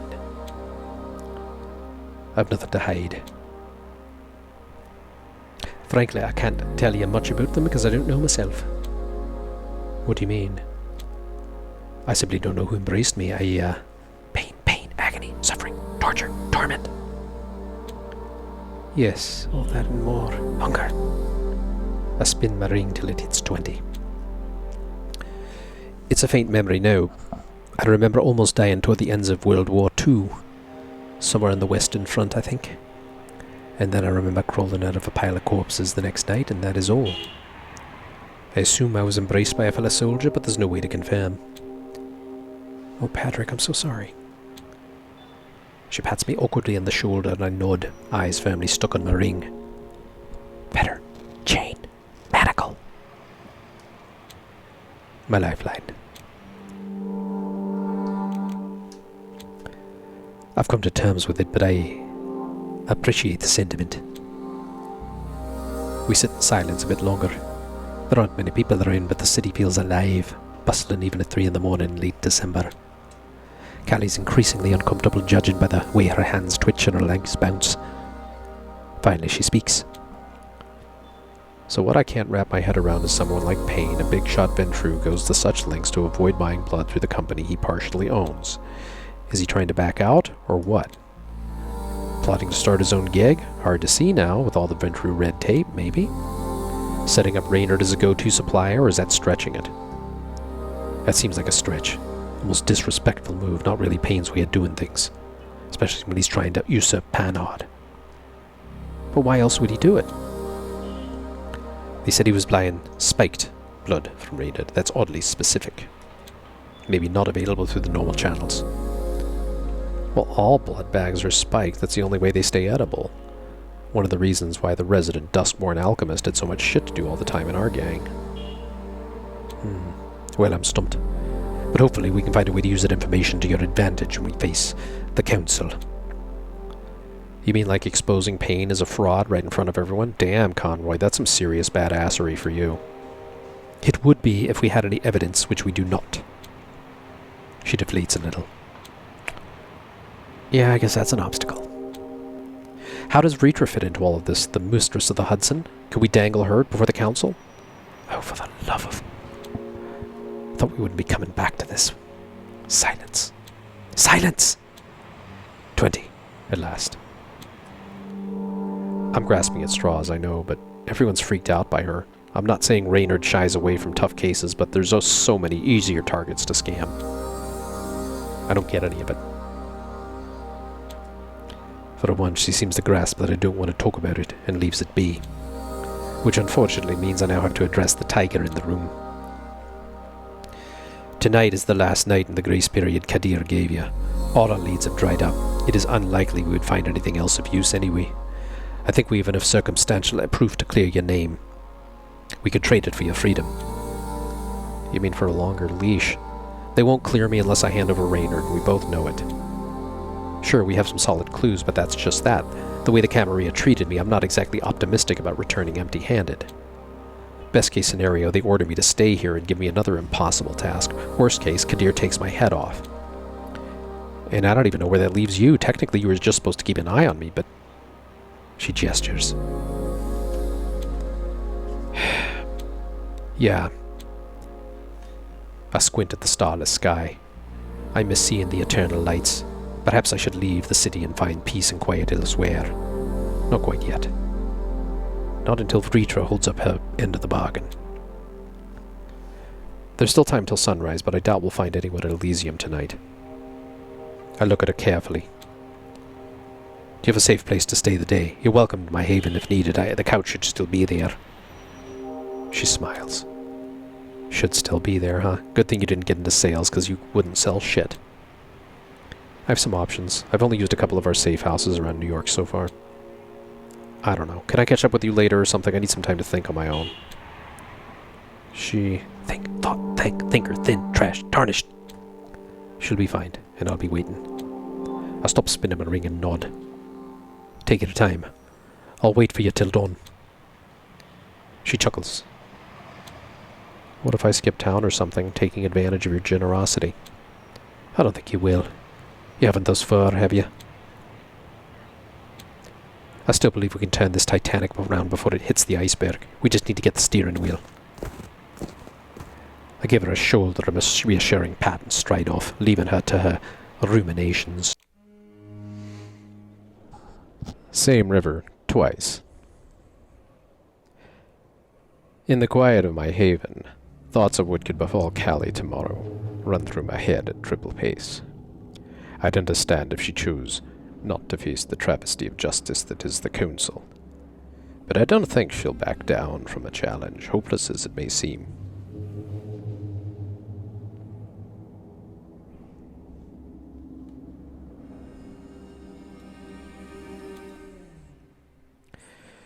It is a long walk to my haven. Those streets slowly filling with people, the darkness dispersed by a soft, warm light spinning from the windows.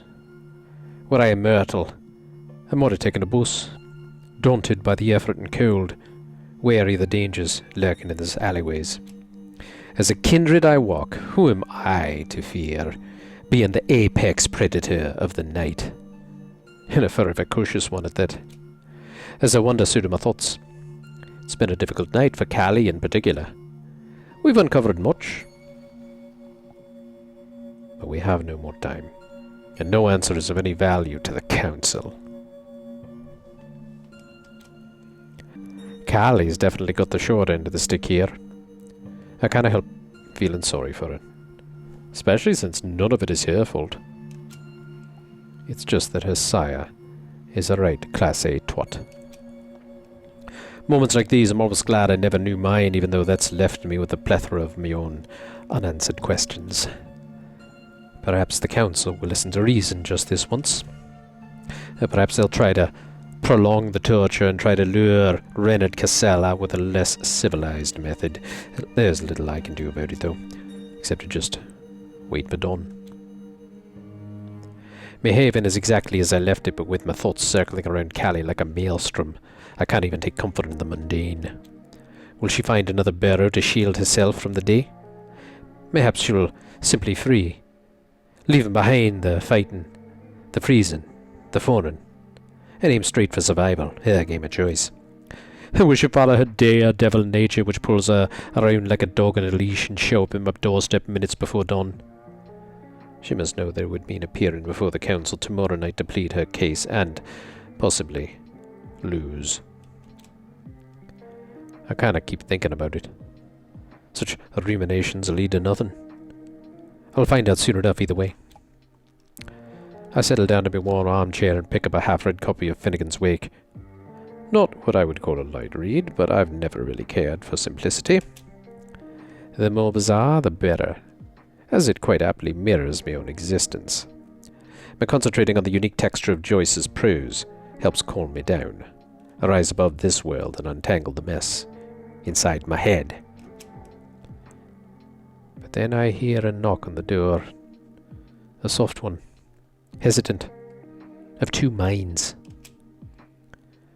I open the door to see Callie on the other side, drenched and exhausted, a sheepish look on her face. Come in, sun's about to rise. I move aside and she slips past me into my haven. Daredevil it is. She tries to look around nonchalantly, as she were a walking mess barely held together by a web of equivocations. You didn't oversell it. The couch is definitely still here. I guess it's far too old to sprout legs and walk off. I grin, hopeful that she'll appreciate the lame joke. I know it's not stylish, but I'm quite fond of it nevertheless. Let's just say it's charmingly dilapidated. Would you rather use the bed tonight? It wouldn't be any... She throws up a hand and immediately cuts me off. No, that's okay. Just making sure we won't find ourselves in the infamous only one bed situation. I seem to have lost the thread of this conversation again. Callie sees my confusion and starts waving her hands around. I mean, you're into all that bookish stuff, I thought. Never mind, it's nothing. Believe me. I just nod, deciding not to pry further, and put the book down on its shelf. Meanwhile, Callie settles down in the couch, but judging by the relentless tapping of the fingers, I gather she's in no state to sleep.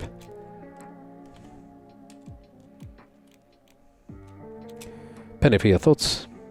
Or perhaps 2 cents. Just going through my excuses for tomorrow night, because, you know, I'd like to keep my head where it is. You thinking of anything in particular? I know you're wary about even bringing up Rita, but I'm fucking desperate here. And I'm ready to throw out any fake-ass Sabat bullshit that'll cling to her even the slightest bit. Ah, Rita again. It seems there's no escape from the sleeping dragon. Never sleeping. Always scheming. Just like you. Just like you. Shush. Mentioning Vritra is a dangerous move. You know how contentious she is to the council. I strongly advise against it. A relentless barrage of curses runs through my mind, clouding my judgment with a flood of raw emotion. Fear. I'll stop fiddling with the books and sit down next to Callie. The council doesn't have a stellar track record lately when it comes to making rational decisions. However, the web of your sire's connections is extensive, which absolves you of direct involvement. The council has no reason to put you down. I hope my tone is firm enough to finally get through to her. What happened is not your fault, Callie. I'll stand by you tomorrow. That's a promise. She still looks a mess, but now there's a faint glimmer of resignation in her eyes. Is there any way I could cheer her up in the face of impending doom? Well, I do have a small gift for her. I reach toward the nightstand and retrieve the batteries I put in there, and then I place them in her hands. Almost forgot. You'll make better use of them. Confused, she looks down to see what I handed her. Unfortunately, the longer she stares at my gift, the sadder she seems to become. Did I make a mistake? Are you sure you're all right? She forces a smile. Yeah, everything's fine. Thanks. I guess I'm not really in the mood for music right now. But I appreciate the thought. Her voice quivers, and I nod, understanding that she needs some space. She lies down on the couch fiddling with a Walkman, and is soon fast asleep. I linger till the first rays of sunshine thrash against the heavy blinds of my windows, then I settle on the bed to sleep as well. But I can't chase away the unease in the pit of my stomach, for I truly fear what the night'll bring. Meanwhile... Helene. Addison, what a surprise. What pearls of wisdom will you bestow upon me today? The thought alone is giving me a migraine. You know exactly why I'm here. I do, but don't let that stop your soliloquy. The ship of ours is sailing too fast to simply turn back now. The course is set, and it seems that our captain is struggling to command her crew. A faltering captain is hardly the right kindred to help us weather the storm, don't you think? Choosing our captain isn't your place, dear friend. Perhaps not, but it could be yours. The tides of change are upon us, Helene, whether you're prepared or not. Don't make this more difficult than it has to be. It would be better if you stepped aside while you still can before it becomes inevitable. Would it now, Addison? The cards haven't been played in your favor, I know, but if you choose wisely, you might even seize the role of Primogen in my stead. Think of what I said, but quickly. Time is another ally you can't count on anymore. Helene.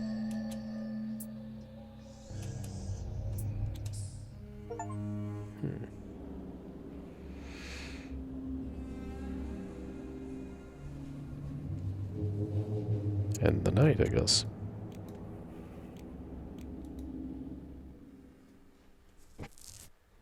Night 5. December 2024.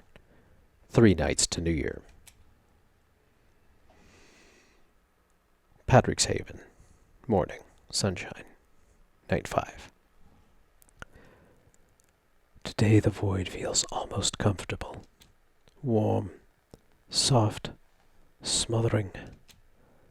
So much that I don't want to wake up. Why would I? Yes, lad. Yes, drown, die, dust. But I can't stay here forever. I need to wake up. I have to. I must. I claw my way out of sleep, pointlessly grasping for breath. Takes me a long while to calm down. My nerves are frayed. They snag on my thoughts. Little Patty is scared, screwed. I check the windows and discover that it's some time has passed since sunset. Urban landscapes never cease to amaze me, especially a city as big and lively as New York. So many lights, cars, sounds, people's rushing around no matter the hour. Such a stark contrast to the era of my mortal life. I can sense that Callie's awake now, but she seems to be in the mood for brooding. I leave her to it, and calmly watch the nightlife outside the window until she pounds her fists into the couch. A hollow thunk fills the room. Good evening. Hope you slept well. She doesn't react. We should make a move. They're probably waiting for us already. What's the rush? It's not your head that's at stake here. True, but I promised I'd stand by you, remember? Yeah, I'm sorry. I'm just worn out. And freaking out. Understandable. After all she's been through the past nights, she has the right to be exhausted and afraid. Like a rabbit caught in a hunter's snare. Listen. She rolls her eyes in vivid annoyance. If you're gonna start with that... I'm not done talking, Callie. My voice turns firm, cool, curt, so much so that she obediently closes her mouth. Well, wish I'd discovered that trick 3 nights ago. Look, I can't promise you a rosy outcome. No pep talk either. You're too clever for that. What I can promise is that I'll be there for you, and I'll do my best to convince the council to let you go. She just nods, somewhat dazed. I can see the way my words, so uncomfortably raw and sincere, help her break through the haze of anxiety and exhaustion, anchoring her to the here and now. I'm happy to provide such comfort, as long as I'm able to. So, you ready? I was born ready. Embraced, anyway. We head to my car in silence. Callie looks at it for a while, eyes empty, before inexplicably patting it gently on the roof and getting inside. No words pass between us. I'm too focused on remaining cool and collected in the face of what I know shall come, and Callie just seems too scared.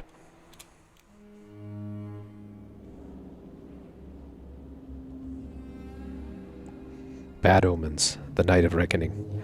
I promised Callie I'd stand by her, and I fully intend to keep my word, come what may. We drive in silence, which suits me just fine. Guess there's not much to be said at this point, and not much I want to talk about either. I pull up a few blocks shy of the Elysium, and park in an alleyway shadowed by half-built remnants that look like cautionary tales about urban decay. Why are we stopping here? The art hall's a couple blocks down. A little walk might do us good. Clear the cobwebs a little. What do you say? She just nods with a hint of relief, perhaps. Walking won't change anything, we both know, but maybe it'll help steel her nerves for whatever's waiting. The walk's quiet. Just the crunch of snow underfoot, and the looming skeletons of buildings around us, their empty window frames like open mouths howling at the city. They remind me of dead trees. Hollow, eerie, yet enticing. Straight out of a Gothic novel. The irony isn't lost on me. The sounds of a heated discussion from one of the sites completely evade my notice, but not Callie's. Who the fuck does construction at this hour? Nobody, of course. Not without proper lighting, at least. Shh. This way. I pull her sharply toward a fence and motion for her to observe the source of the noise. Who's the hunter? Who's the prey? Shut up. 3 mortals with worn-out clothes engaged in animated conversation, probably of the nefarious type. Great, a bunch of thieves are just idiots betting who can haul off a T-bar. Big deal. Let's keep moving. Hanging around here isn't exactly helping. I catch a glimpse of a handgun peeking out from one of the belts. Not sure they're just thieves, Callie. Leave it, Pads. What's it to you? What are you boys up to? My eyes narrow as I notice more details. They're tense as coiled springs, and one of them is wearing what looks like a bulletproof vest under his jacket. They could be undercover, maybe DEA or a stakeout. I doubt they're the feds. You think?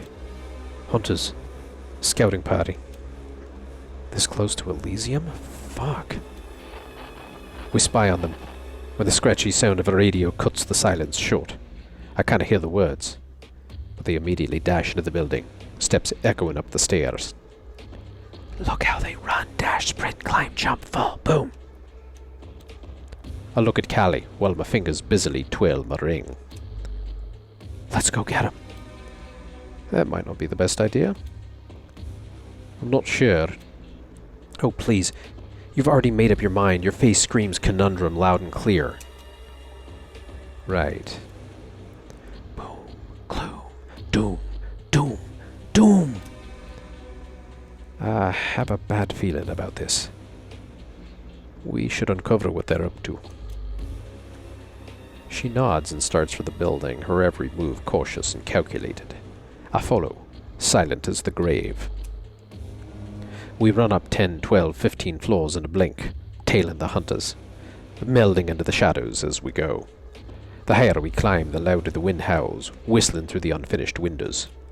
Soon we come to a vast open area that's still under construction, and swiftly crouch behind a half-finished wall.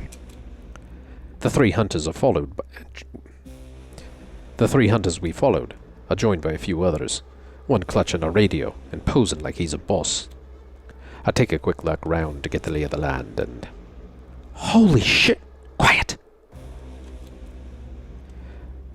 Among the wires and building tools, there's a brightly lit table piled with maps, and a strange screen displaying a stream of words on its green surface. Military equipment is strewn everywhere. Rifles, vests, goggles, notably a massive sniper rifle on a bipod pointed at the street below. No, the Inquisition, Special Forces, Affairs Divisions. I don't think that's who these people are. Callie lowers her voice. We need to get the hell out of here now. If this is sad, if there are more of them. They are not the feds, I'm telling you. They are well equipped, but all of this screams paramilitary to me. So what's our play? A million answers flash through my head. I rise slowly, a predator ready to pounce. Stay low. It'll only take a moment. In a flash, I appear beside the nearest hunter. A gruesome crunch echoes as I smash his head against the column as easily as one crushes a grape. The rest of the hunters snap out of their daze, moving sluggishly as if suspended in oil. I don't try to search for words most impactful, exotic, or loud. The right ones come to me, as if they were waiting to be released, received by the waiting ears of the hunters. I whisper simple, cutting truths nobody wants to hear. But they do. It takes no time at all for the first of the hunter's will to crumble. He screams higher and higher until he's practically squealing, head between his hands, eyes bulging out of the sockets. I pick him up by the lapels while he's distracted, hurl his body through the air straight at the other two, knock them both down. A rifle appears in my hands, and with uncanny precision I fire a single bullet into each hunter's head. They collapse with the muted thud of flesh hitting concrete. Silence descends. I'm so overwhelmed by the memory of war and sacrifice that it dulls my senses. How useless. Padraic, behind you! Her shout barely precedes the taser firing its barbs. I whirl around, the needles burrow into my arm, electricity crackling down the wires. An unwelcome tingle rushes through me, although it's far from enough to actually stop me. But while I calmly yank the needles out, the last remaining hunter springs toward the table and picks up a machete. Out of the corner of my eye, I see Callie getting ready to sprint and intervene. I need to hurry before she does something stupid again. The huntress advances with the blade drawn, but I'm simply faster than her. I lunge, grabbing her by the throat, and snap her neck with a brutal twist. The nauseating crack serves as a wake-up call. In the blink of an eye, I'm back to my senses. Shit, are you okay? I'm fine. 'Twas not pleasant, but I'm glad you listened. There is no need for you to take risks. Oh, screw you. Making me sit here gathering dust while you're hogging the action. I can't help smiling at her. It's good to see that her wit has returned. The flicker of the screen catches our attention, but that's not the real prize. It's the pile of documents across the table. A closer look reveals very detailed layout of the art hall and its immediate surroundings. Callie and I lean over the table, exchanging glances. They've mapped out everything. They know the art hall inside out, down to the last screw. Seems like they've been at this for weeks. Through a gap in the wall, Callie spots something outside, perhaps on the roof of the next building. Following her gaze, I see flashlight beams slice in the darkness. She jumps into action like a cat on hot bricks, grabbing the sniper rifle propped by the window, sweeping the gun side to side. She peers through the scope and surveys the neighborhood. What do you see? Hunters. Loads of them. All over the fucking shop. Bollocks. It's completely surrounded. Every damn corner's swarming with hunters. She jerks away from the scope, which clatters against the rough windowsill. What the hell do we do now? We must alert the council immediately. This is... The crackle of a walkie-talkie cuts through. Callie snatches it, straining to hear the voices through the static. All units take your position. Lightbringer confirm your spot. We move in your signal. Harvest time, brothers and sisters. Let them drive out the darkness. Over. All hands on deck. Let's teach those fucking leeches a lesson. Over. Harvest time. They're gonna rip you out like a weed. Like a weed. Callie glances at me, but I barely even see her. I'm frozen in place as long-forgotten memories of howling bullets and engines roaring in the sky thunder in my ears. Well, don't just stand there, move! We bolt from the building as fast as our legs will take us. The cacophony brewing inside my head makes it hard to think and navigate the labyrinth of alleyways leading to the art hole. We manage to move unscathed, past all the hunter patrols, and reach the Elysium's entrance. Callie makes to grab the door handle, but is immediately stopped and brusquely shoved aside. Before I can steady her, she lands hard on the ground, just in time to see what Valerie's thugs blocking the door. The hell you think you're doing? You enter on my say-so. I reach down to help her up, but she's already on her feet, driven by rage. Get the fuck out of my way! She tries to push past him, but he's a brick wall, and my patience is wearing thin. Hit, grind, tear, rip. What's your fucking problem? You go in when I... Patience. Patience. I punch him squarely in the face, smashing him back against the wall, perhaps a touch harder than I intended, but I couldn't help myself. I don't remember the last time I felt so much fury in the face of pure idiocy. Callie shoots me an appreciative glance, and we charge into the art hole before the hound can scramble back to his feet. Our entrance stops the incessant debating dead in its tracks. Jaws hit the floor, eyes widen, but the only thing I really notice is the murderous look the sheriff throws our way. Callie nearly trips but regains her balance before ending up on her knees. A quick glance tells me the room hasn't changed much since my last visit, except for the notable absence of talk. But I barely have time to process that. What on earth is this intrusion? You cannot possibly... This is hardly an appropriate entrance for one whose fate is so precarious, Raven. Callie waves her hands, desperately trying to get their attention instead of scorn. There, the hunt. Kadir, shall we just skip the trial? She's obviously courting final death here. Everyone just shut the hell up for 1 second. They obviously have a reason why they came. I need to get through to them. Esteemed counsel, please, you must listen. That fucking hound from the door grips Callie's arms and wrenches it back, and the counsel's still talking. What are your plans for dealing with this, Sheriff? In my domain, unacceptable. Valerie, seize them. Enough! His voice slices through the chaos, commanding instant silence. I use the moment to push Valerie's thug off Callie, all the while resisting the urge to punch him straight through the wall. The sheriff lets the moment linger, soaking it up until the last whisper dies down. Then he holds it a bit longer before breaking it, like a vow. You have let your raven fly, Conroy. His words carry the weight of impending doom. You had better have a good reason for this disruption.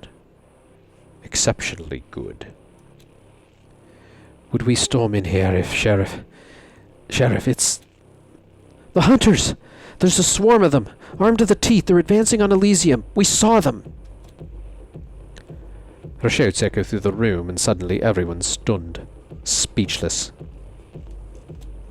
The silence drags on and on. Should this prove to be another one of your schemes, Raven, I swear, this is preposterous. There's no conceivable way that... You're all completely out of your fucking minds. Just listen to her. The ears are closed, shields shut. This is how they've always been. Obstinate, unyielding, tired, old. All they do is pontificate and prevaricate, full of sound and fury signifying nothing, because no one will cede ground. Blind, useless statues, ossified by power and pride. Lightbringer, VFB's ready for launch. Countdown a minute. Over. What? Did the man name this fucking thing or what? The radio. I give Callie a look, then I glance at the walkie-talkie in her hand. Her eyes light up as she slams the walkie-talkie down on the ludicrously opulent table. The quarreling stops. They're all ears now. This is Lightbringer. We're green for launch. Initiating countdown. 10. 9. I feel the Vita freeze in my veins. Surely they wouldn't just... Little tower had a big fall. The sheriff twitches as if breaking out of suspended animation. Understanding blooms on his face like blood on broken skin. Evacuate the premises, now! Everyone go! Go! Just like that. It finally clicks for them. But it's too late. 6, 5. As Callie bolts in confusion, blindly following the mob, I try to shield her as best I can, but... And neither the sheriff, nor all of his. 3, 2. The last image seared into my memory is Callie's face just before. Little tower together. 1. I pull on Callie's arm, still staggering from the initial blast, and drag her away from the ruins of what was once the crown and glory of New York's Camarilla. Elysium is just a husk, its grandeur swallowed by ferocious flames that smother the desperate screams of those who fled the havoc. Thick smoke spirals into the night sky, fiercely tearing at the air around it. She seems lost in a trance, unresponsive to my attempts to jolt her awake. Nevertheless, I persist. Leave her behind, Patty. She'll slow you down, that bitch. Callie, snap out of it! Clack, clack, clack. The sudden sound of gunfire finally rouses her. Yeah. We break into a run, with me clutching her hand tightly as I half pull her along. She appears mostly unharmed, with only one deep gash on her cheek and minor scratches. Nothing too alarming. We pass by Arturo, who's half carrying a barely conscious Prince Panhard. He shoots us a hateful glare before sprinting off. The rattle of an assault rifle echoes behind them. Some bullets whiz by, one narrowly missing my neck, leaving behind a metallic scent and the unnerving feeling we're being hunted. Attention! Arms at the ready, soldier! We're about to duck around the next corner when our luck runs out. A hunter, barely a few feet away, levels his rifle at us. Goddamn abominations! I know him. He's the sole survivor from that mob that went after the serpents. The serpent handed him a grenade and with inhuman charm ordered him to detonate it at his headquarters. I was certain he'd be torn to shreds by now. He hesitates, lowering his gun. I know y'all. You goddamn leeches, I remember you. I bared my fangs, carefully observing his every move, ready to strike at any moment. What did you... I nearly lost my damn mind. What I saw, what... He snaps the rifle up, now aiming for my head, still following my movements closely. But I snapped out of it. Fought off your mind tricks. You don't control me. I long to clutch my ring for comfort, but the risk of sudden movement's too great. My thoughts twist into a tightening vortex. Every part of me itches, not with a thirst for blood, with a desire to rend and tear, to make him witness the final spasms of his own heart, held aloft in my hand. I bore into his eyes and slither into his consciousness, a dark labyrinth filled with vile, repugnant thoughts. Weapon down, now. His hands shake and lower as he stutters, baffled and bewildered. His words turn into a choked gurgle as a curved blade cleaves him in two, slicing from neck to guts as smoothly as cutting through butter. His weapon falls to the ground with a metallic clang. One side of his body flops over first, then the rest of the hunter hits the snow, blood spewing out like a macabre fountain. And at last we see his executioner. Kadir. Caddy daddy patty waddy. I lift my eyes. His blood-streaked face is horrifying. Anger etched deep, his bared fangs elongated. He's gonna bite you, munch you, eat you, crunch you. The gaze he fixes on Callie is cold and angry, as if she's merely an obstacle, something to be cut down, dismantled, crushed underfoot like rotting fruit. I cannot countenance it. Ooh, reveal temperament. I like that idea. Let's do that. My vision converges with my other senses, reaching toward omniscience, and what unfolds before me. The ruthlessness with which he dispatched his previous victims chills me to the core. Kadir, do not. Kadir cocks his head as if he cannot grasp the meaning behind the words. There's a primal edge to him, an untamed frenzy that seems to feed on something dark and ravenous. He is fury. He is wrath. He is vengeance. And those depthless, vacant eyes... He's gone. Too far gone. They belong to the beast. Gunfire snaps us back to reality. Without uttering a word, Kadir leaps into an alley like a feral cat, ready to mangle anything that stands in his way. I count my blessings. They are few and far in between. I catch sight of Julia emerging from the dilapidated front of the art hall, Aisling draped over her shoulder. She passes the limp-bodied Valerie, who materializes right behind her. I nudge Callie gently, and she responds with a nod. Valerie hurries past us and slips into an alley. Julia, with one arm dangling uselessly, walks up to us.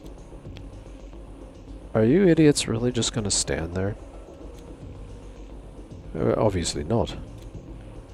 North exit's blocked and those assholes are coming in from the Bronx. Conroy, do you know about our safe spot in Greenpoint? I don't think so, no. We only hear the thundering boom a moment after the ground between us explodes in a shower of debris. Frantically, we scan our surroundings for the shooter to no avail. Surrender. Throw your hands up, bitch. Fuck. We need to split up. You two make for Williamsburg. Someone will pick you up there. Move it, now! She vanishes into the shadows, leaving over the fading sound of her footsteps. Another loud explosion rumbles and a gunshot cracks as we attempt to sneak away from a hiding spot. That's when I spot the shooter, betrayed by a stray glint from the scope, perched on a rooftop down the street, prepping his next shot. But it never comes. Instead, a dog appears out of thin air and lunges at the sniper. Its jaws clamp on their neck, throwing them off balance. They stumble and fall off the roof. Holy fuck, did you see that? I did. Might have been a gangrel, though. Let's think about it later. Wasting no more time, we dive into the shadowy alleys, Callie close behind. How far can you really go? The relentless echo of gunfire fades, now replaced by the distant mournful wails of police sirens. Good cop, bad cop, blurred cop, dead, dead, dead, dead, dead, dead. We press on, but the palpable threat gradually poisons my resolve, and my inner voices clearly revel in my weakening defenses. So I keep spinning my ring until I hit 20, and repeat this ritual each time they rise anew. 20. We should get moving. Yeah. We run in silence, Callie and I, executing our movement in seamless harmony as if we had practiced this flight over and over, perfecting each motion. But the massacre I witnessed in Elysium clings to my mind like a parasite. My reaction was visceral. My body recalled its wartime instincts when a rogue grenade obliterated my comrades. I fled the trenches before my mind could even register the need for survival. The smell of charred flesh is almost tangible, and it's somehow mixed with oil. As we sprint through a seemingly safe alley, the faint smell of burning gasoline hits my nose. The smell intensifies when we round the corner, mingling with the fading glow of a fire in a trash can. Callie trips, crashing into the icy slush. I move to help her up, but something stops me in my tracks. There's danger around us. I look up, eyes adjusting to the dim light. The alley's strewn with bodies, hunters, judging by the gear. And it's deathly quiet. Shh! It's like a grander... Shit. It's like a grinder ran through them. Who? I do not know, but we need to find another way. Something's not right here.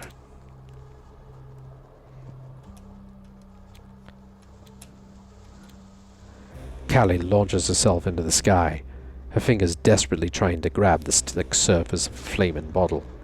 She somehow manages to get a hold of it. Still airborne, she spins and throws the bottle up a nearby window where a hunter, one that I completely missed, stands with his face twisted in terror. The sound of breaking glass is quickly followed by flames bursting forth from the window, and the hunter's screams fill the air. The pungent aroma of charred flesh strikes my nostrils, permeating the alleyway within seconds. Callie lands roughly on her back. I rush over and pull her to her feet. Then a piercing scream and the sound of smashing glass cut through the silence. Another hunter tumbles out of another window and hits the ground with the crunch of broken bones. He's followed by a dark, bloodied figure that lands elegantly beside him. Well, well. Valerie grabs the hunter by the throat, hoisting him up before biting deeply into his neck. She drinks ravenously, her victim's body spasming under her grip until it finally goes limp, the last twitches fading into stillness. She doesn't say a word, still on a high from feeding. She spins around and disappears into a nearby building. Moments later, she emerges carrying an unconscious Aisling.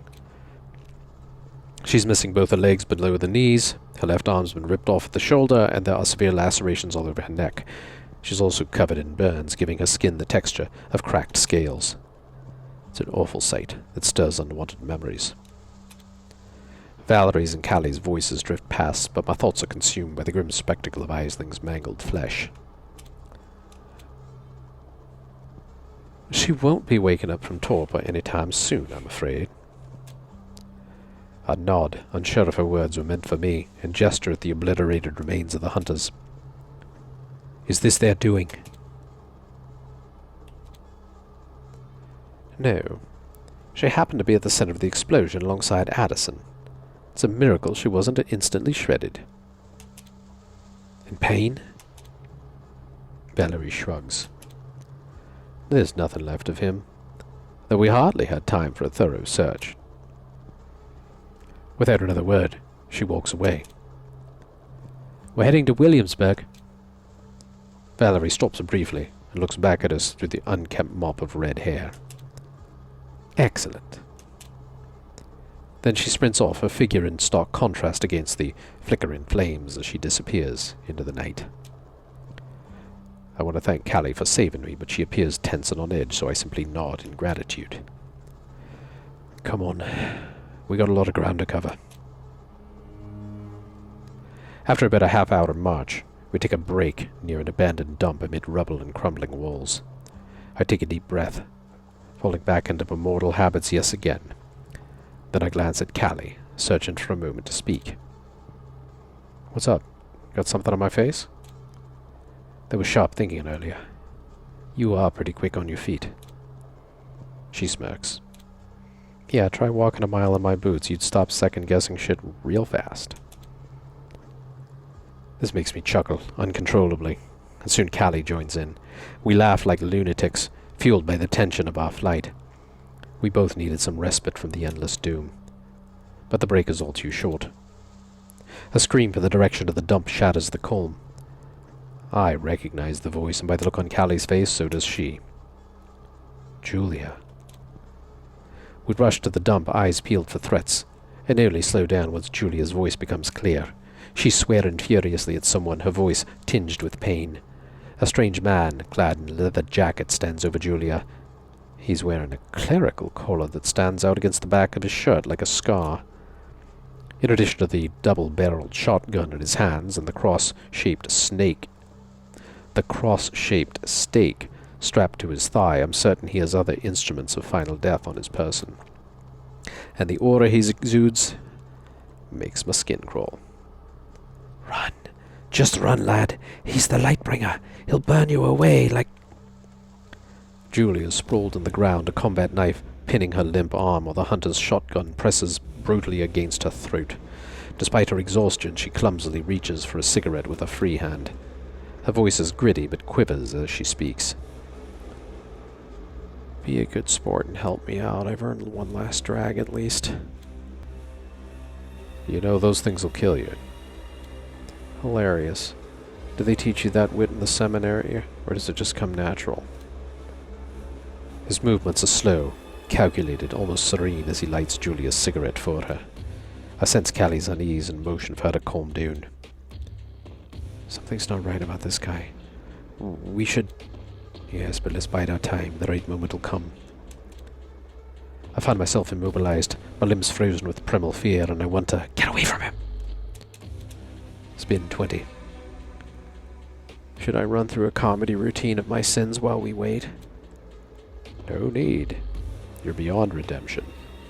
There's no sin where there's no soul.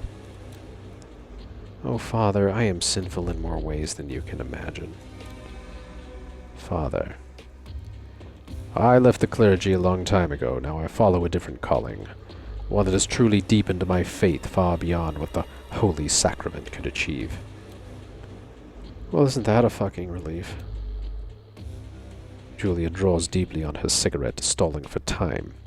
The hunter watches, irritation flickering across his face before he suddenly flicks the cigarette out of her hand. I pity you, creature. Like so many others I've dealt with, but there's nothing that can't be cleansed with holy fire.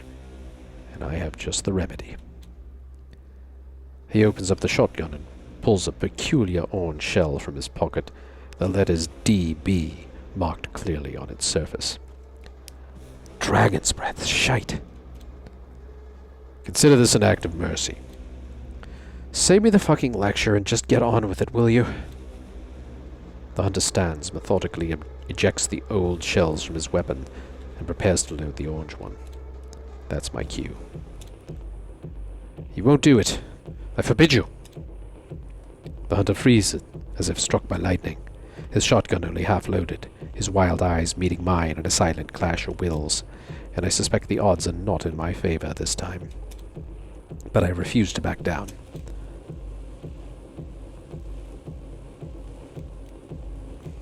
Dementation. I see you for what you are. I delve into his mind, the thunderous cacophony of 1,000 voices echoing behind me, piercing the barriers of his consciousness, searching for leverage. But I find nothing. No fear, no submission, just raw, steadfast resolve, and suddenly I'm the one who's afraid. If you could really see me, you'd have fled already. But you can't outrun your reckoning. In one fluid motion, the hunter draws a six-shooter. The crack of gunfire shatters the eerie silence. The sensation is of a wrecking ball striking right above my lifeless heart, severing the connection between my feet and the ground. It's a brief flight that ends abruptly with my head crashing against the unforgiving, cold, hard concrete. And then darkness. There's nothing. A void without sound, without scent, without touch. I feel nothing except the overwhelming reality of this strange dream in which I am trapped. But the darkness, I can feel it, swirling and churning around me like ink, seeping into this boundless expanse. Is this how it ends? It is not the end. Strange, because it is exactly how I imagined the end would be. Open your eyes. My eyes are open, but I see nothing.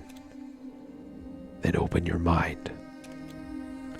I let go of reason, relaxing ever so slightly, and I feel someone touches the essence of what I am, pulling me back from the brink, and I yield. The voices are staying uncharacteristically silent. Not that I'm complaining, I just know it won't last long. As we head toward the hideout, I find my hand instinctively reaching for the wound, much like a tongue probing the gap left by a recently extracted tooth. It's healing, slowly but surely. By sheer luck, the seasoned hunter had loaded his sidearm with conventional ammunition instead of something final, deadlier. I recall the story's state of his barely discernible remains. Callie gave a throwaway explanation involving animals or something to that effect. I wasn't in any state to pay attention, so, well. Amid our chaotic escape, there was never a suitable moment to ask exactly what happened. But things are quiet now. Callie shrugs nonchalantly after I ask, and adjusts her hold on Julia, who's limping between us, supported by our shoulders. Oh, cut the bullshit. Modesty is so not a good look on you. I don't fucking know, okay? It just happened. Honestly, I just looked at him and wished rats would eat him alive. I don't know how Callie managed to subdue that hunter. My efforts barely scratched his ironclad resolve, and given her lack of experience, hers shouldn't have been able to either. But she succeeded, and we're all the happier for it. Just as mortals sometimes display extraordinary strength in moments of crisis, perhaps we too can occasionally surpass our preternatural abilities in less conventional ways. Still, I'm very impressed and grateful. I should have been more cautious. Acting on instinct doesn't come as natural to me as it does to you. I don't think being cautious would have changed much. That guy... I don't want to ever run into someone like him again. Stop flattering me, will you? I tend to learn all the wrong lessons from that.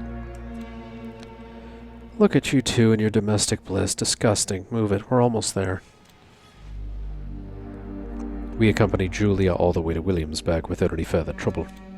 But as we reach the safe house, the reality of what lies ahead settles on me with a crushing weight. You're leading her to the lair of the beast, and you know it. All I can do is hope I'm wrong. Night 5. The Rescue. Nadir, main quest. We survived mostly because Callie saved us skins. With luck, this will play out in her favor, despite my inner voice's vehement disagreement.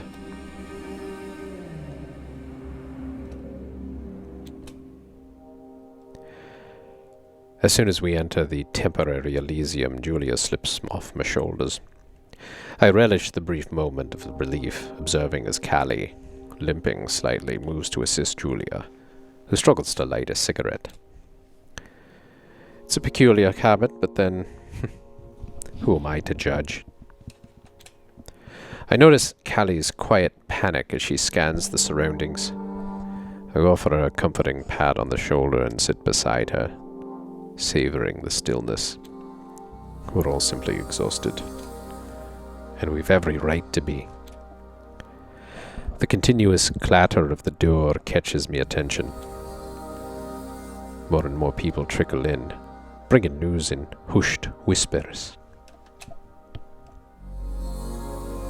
But I close my mind to it, catching only snippets of conversation about Prince Panhard's grave condition, Aisling slipping into torpor, Payne missing along with his servant. Hope's earlier comments about the servant's trustworthiness echo in my ears, but I block that out as well. I knew all too well, however, that these moments of quiet never last. The background noise grows louder, while Kadir's hound is glaring at me with unmistakable disdain. I really don't appreciate the way he's eyeing me as he mutters something to his associates. "You're gonna pussy out again, ain't ya?" I pushed myself up and walked over to them. "You just can't seem to get enough of me, can you?" "Fuck's your problem now, huh?" "It's just hard to believe your little brain can handle talking and moving simultaneously." "Chill out, trash. You'll get yours soon enough." "Call me that again. I dare ya." "Cut it out. All of you." Silence engulfs the room. Only Julia, unperturbed, takes another drag of a cigarette and lazily expels the smoke. Kadir and Valerie stride into the temporary shelter, looking like they've been through hell and back. They're covered in blood, clothes dirty, ripped in places, but while multiple gashes and scratches marked their skin, they seem relatively unharmed. I didn't even notice their arrival. I must be losing my edge, or perhaps I'm just too agitated. Kadir moves to the middle of the room, standing tall with his shoulders squared and jaw set. Every conscious eye follows him with hawkish attention. Our counterattack was successful. We managed to rout the remaining assailants with no further losses. Valerie joins him, standing at attention, hands clasped behind her back. We were not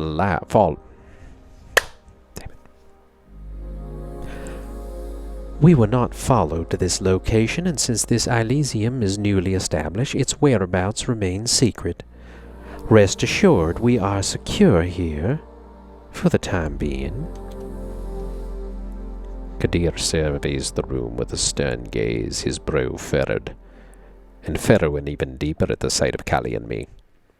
For the moment, though, he focuses his attention elsewhere and barks out an order to my nemesis. You! Give me a complete status report on everything that occurred in our absence. Yes, Sheriff. He gives a brief summary of what's happened during Kadir and Valerie's murderous rampage, including a tally of the final dead and wounded. Kadir remains unmoved throughout, rooted to the spot in a peculiar way that suggests he is being restrained by the very rage that yearns to propel him forward. His demeanor is unsettling. He was distant when I first arrived in New York, but now he seems to be even further removed, beyond anyone's reach. That'll be enough. The hound clamps his mouth shut, mid-word.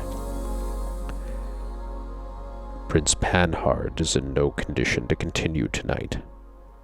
We will wait the day out here and plan our next steps come nightfall. Any objections? His tone invites none, and so none are raised. As the kindred start to slowly filter out in search of shelter for the night, I feel a gentle tugging on my sleeve. I think that's our cue to leave. Indeed. Let's not so fast. You're gonna get yours. You're gonna get yours. You're gonna get yours. At the blink of an eye, he steps right into our path and stops us with a look sharper than his blade. Your arrival right before the attack seems far too miraculous for my liking. Before I can give voice to my rising anger, Callie speaks up. What's that supposed to mean?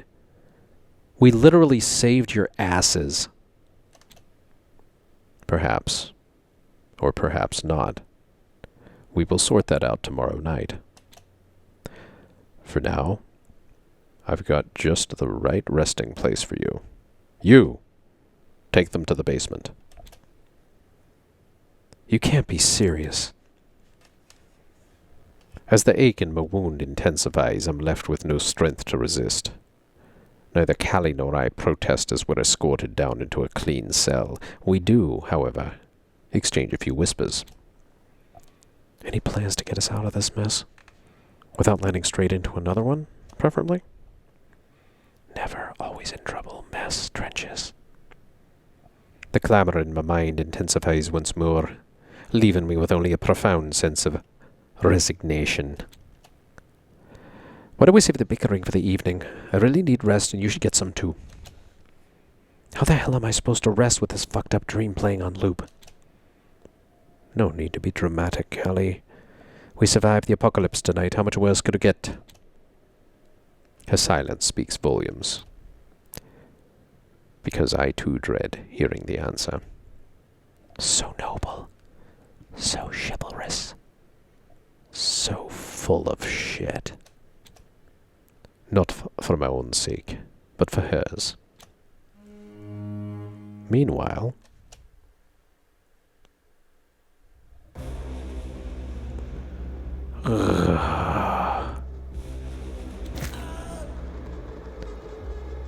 What? Cat got your tongue? I thought you loved running your mouth off, huh? Like some eager little bitch wagging your tail for your masters.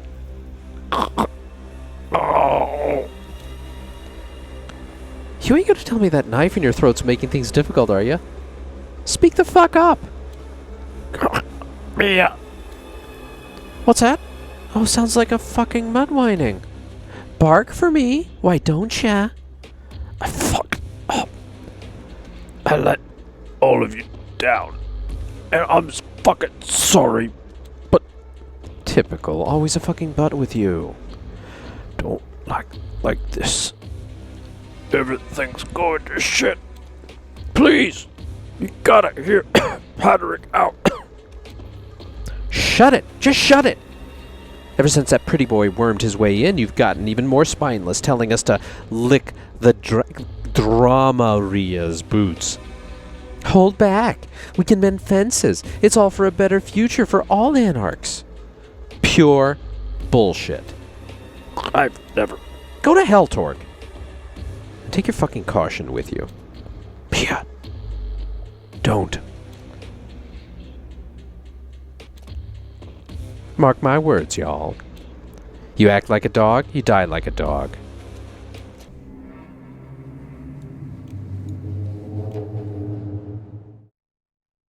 Night 6. December 2024. 2 nights to New Year. Interim Elysium. Eternal sunshine of naivete. Night 6.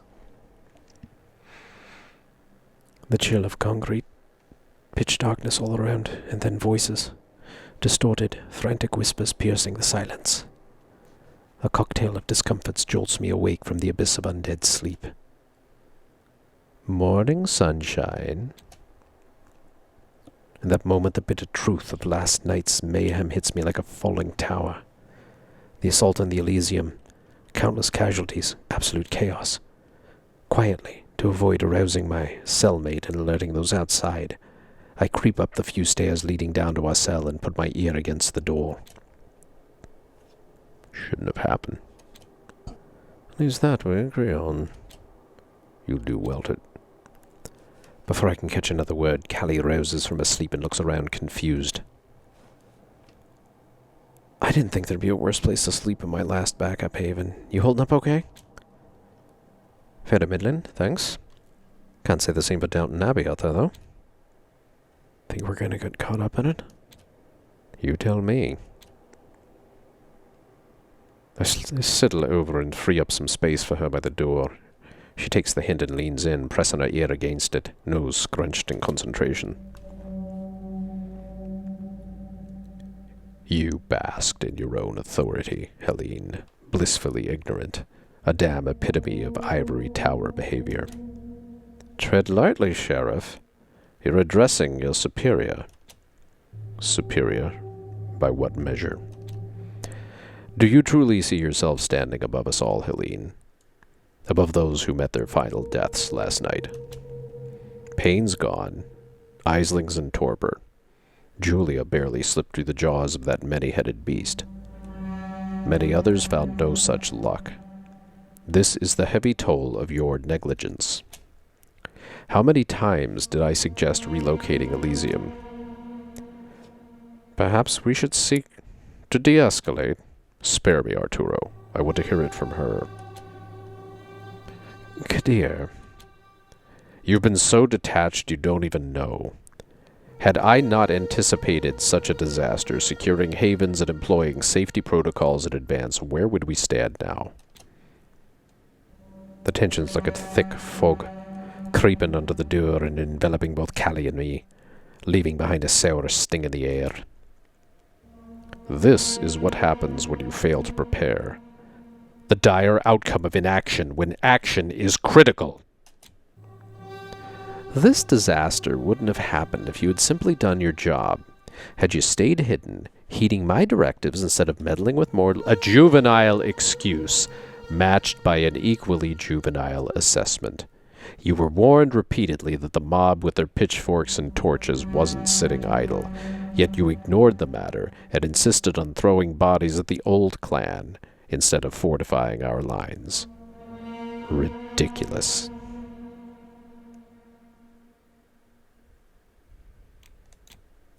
Ever since the debacle with Callahan, you've been unraveling, Helene.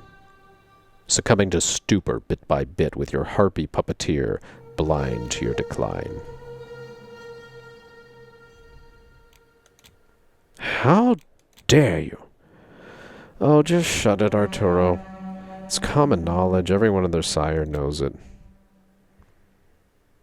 A moment of silence descends upon the room. Kadir, the masquerade...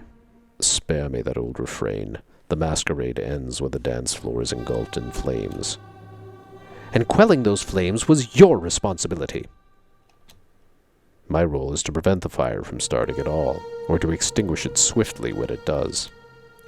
Instead, under your command, I'm just a latecomer to damage control while you bash your head against the Zimzi wall.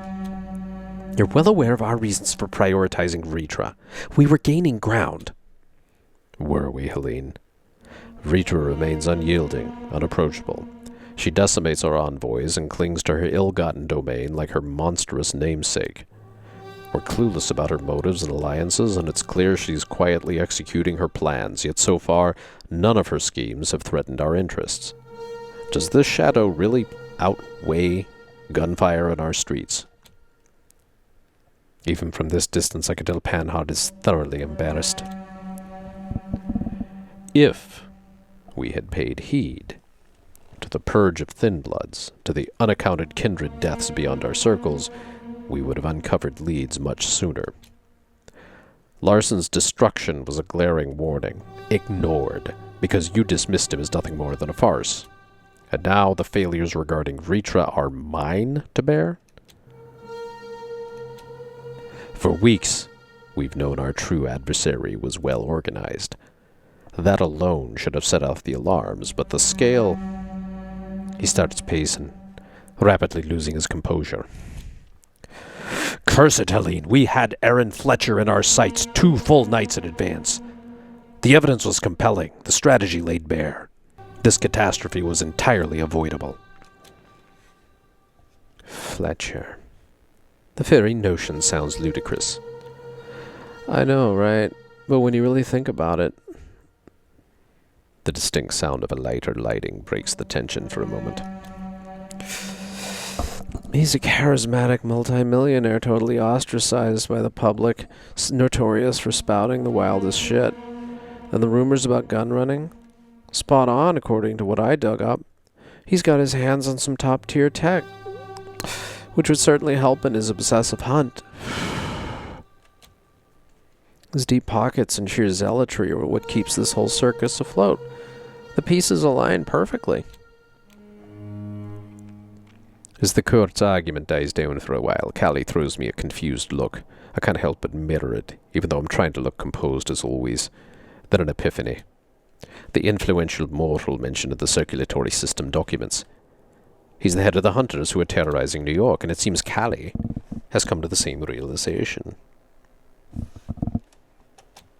Padraic, I think I just pieced together something big. Aaron Fletcher is the influential mortal who's been buying arms from your sire. Can't you ever pretend to be clueless, like, oh really, Callie, do tell, my brain's too damn small to connect the dots. I fight back a smile. It's good to see she's still in high spirits. Apologies, it was just an instinctive response. Whatever, it's all bullshit, no matter how you slice it. She falls mournfully quiet for a moment. Just when I'm about to offer some words of comfort, a burst of muffled noise breaks the silence. We both press closer to the door, straining our ears once again. What do you propose, then? A booming thud signals the introduction of Kadir's fist to some innocent piece of furniture. There's a time for courtesy and a time for heads to roll. I call for the latter. We must crush this mob, snap their pitchforks, and smother their torches, and for that to happen, Aaron Fletcher must die. Panet's quiet surrender says it all. She's out. Just as I thought, tides are shifting, and the new power structure is obvious to anyone with an iota of good sense, and with pain out of the picture. Valerie, mobilize our forces. Remind them that caution is paramount. The streets have yet to be cleansed. And reach out to Torque. Was that wise, Kadir? Potential fallout of the Anarchs turning on us seems disproportionate to the benefits. We skirted around the edge of peace for too long. I'm not taking any chances. Besides, we need to put their allegiance to the test. Speaking of which, we're currently hosting one in the basement, along with another matter that needs attention. I'm sure our mediator would make for a fine messenger too, but we have to sort out the issue of his companion. Enough. You! Bring them here now.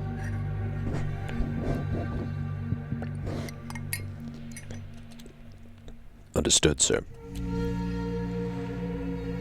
I straighten up when Callie jerks away from the door as if burned. Shit. Fuck. I reach out and put a hand on her shoulder, partly to comfort her, partly to keep her steady on her feet. Poor girl. She's in utter shambles. She doesn't push me away. Take it easy, Callie. We'll get through this. Like hell. I'm screwed. I'm royally screwed. You heard the fucking sheriff, right? Easy, Callie. Don't let them see me you're scared. Everything will be alright. All the things we dug up, we got enough evidence to shut them up. Trust me. I'm cut off by the screeching at the basement door. There's none other than my favorite lackey who pokes his head into the cell. Lash out at him, that fucker. Who does he think he is? They're waiting for you upstairs. His eyes are so full of pity when he looks at Callie that she visibly wilts. I nod at the hound, both of us upholding our ceasefire, and head out the cell. Callie trails slowly behind. The remnants of the once formidable Primogen Council stare us down as we approach the sheriff. Kadir is not as wild-eyed as he was last night when he went on that rampage, but he still radiates a suffocating intensity, and the look he gives is brimming with judgment. In one swift move, he picks up his scimitar. Callie flinches. You are free to leave now, caitiff. I take it you've lingered by the basement door long enough. Inform your barren friend of the course of action. So that's how it's going to be. I intend to. But I'd like to see this through. She was my responsibility, after all. Very well. Callie shrinks a little, her eyes darting around like cornered prey. I want to reach out and comfort her, but such a weak gesture would certainly be received poorly by the council. I need them to consider me confident if my plan is to work. As you may have noticed, we are on the clock here, and I have little patience for your charades.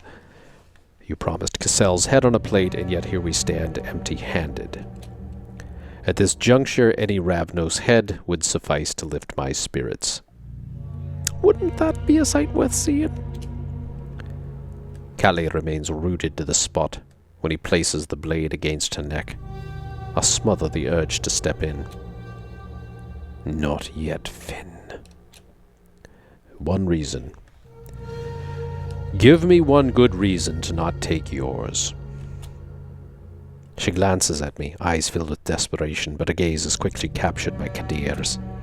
While they glare at each other, Callie's face changes from terrified to pensive, then to unbelievably furious. You knew. You knew the whole fucking time. Not yet. But things are starting to get out of hand. Callie, listen. Christ, how could I be such an idiot? Ease your wrath, young raven. She smacks Kadir's blade away from her neck, fangs bared in seething rage.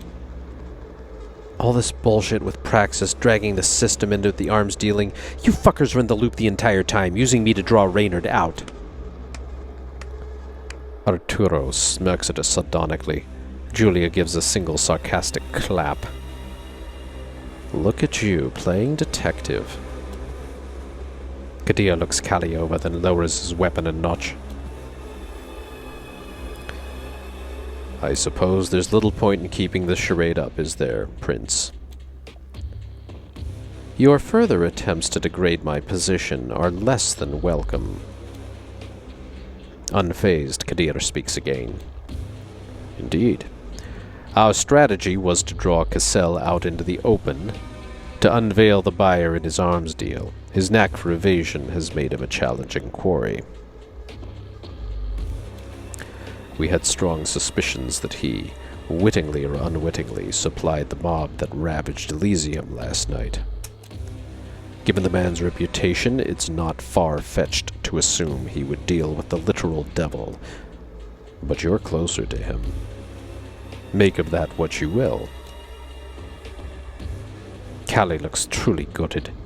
Although her body is stiff with fury, her shoulders sag, and her lips turn downward. She briefly closes her eyes. That's when you entered the picture.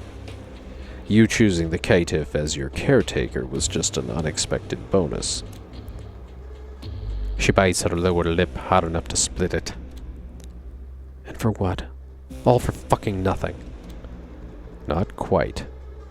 Your endeavor, though it didn't pan out as intended, played a crucial role in cornering Aaron Fletcher. And as for the other misdemeanors of your sire, they now pale in comparison. We've gathered what we need to douse the true inferno before us. Now!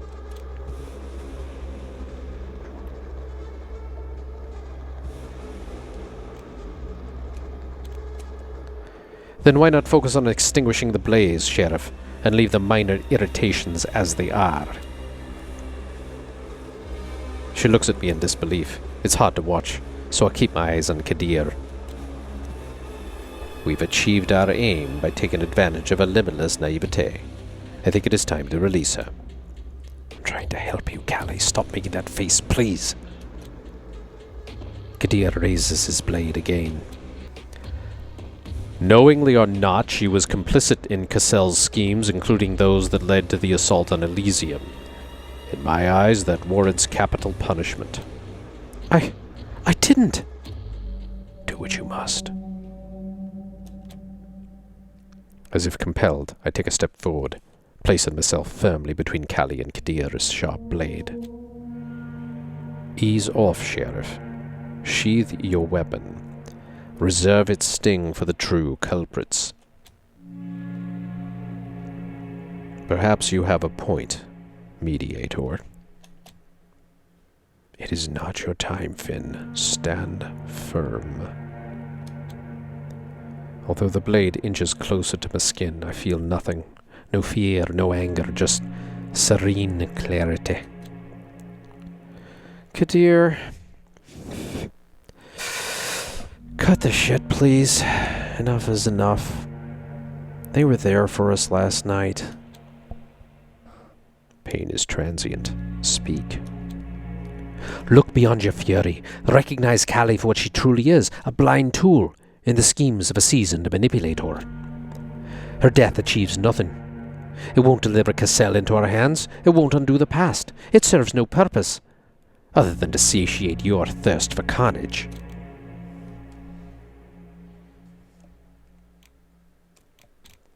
Why not feed yourself on punishing those who really deserve it? Callie remains paralyzed, twitching from time to time while seething in fury. She watches me carefully, and I don't know if she's worried for herself or for me.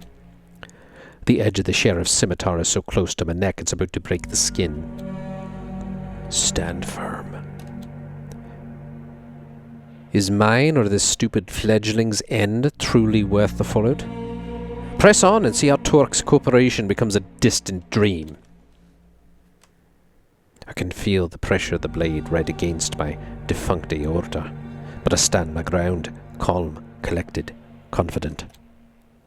Enough, for fuck's sake! I cut her off with a gesture. Silence, girl. Let me help you. Release her, Sheriff. Just let her go. Kadir actually does it. He lowers his weapon, his whole body shaking with rage. Go. Now. Callie doesn't move an inch. I see her trying, struggling against invisible restraints in her mind. But before I can rouse her, Kadir bares his fangs once more. Get out before I change my mind. And never show your face in New York. Ever again. Callie stumbles from the abruptness of this denouement and gives me a searching look. Let her go. I try to silently express regret, an apology, an explanation. We're slaves to different masters, Callie. Some of us more than others. Some of us have hidden so much from the world. But you've told me yourself. What are we, if not the secrets we keep? I don't know if she understands.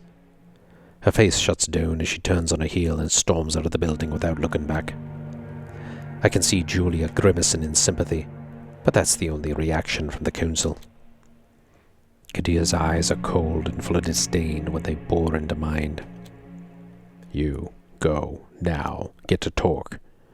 Make him show up before I change his mind, and make an example of why caitiffs are unwelcome in the domains of the Camarilla. That seems to be my cue.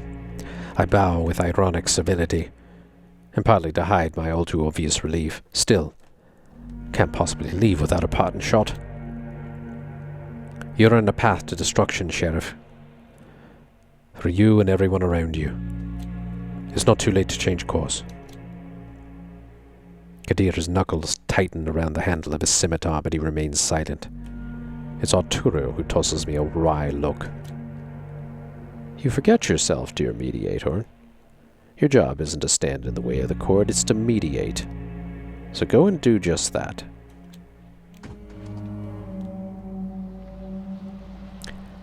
Callie is, predictably, long gone by the time I exit. I decide to head back to the Bronx, but my journey is slow. I feel as if I'm wading through a bog, so mired I can barely put one foot in front of the other. The voices in my head are screaming at me with no reprieve. I spin my ring till it goes hot with friction.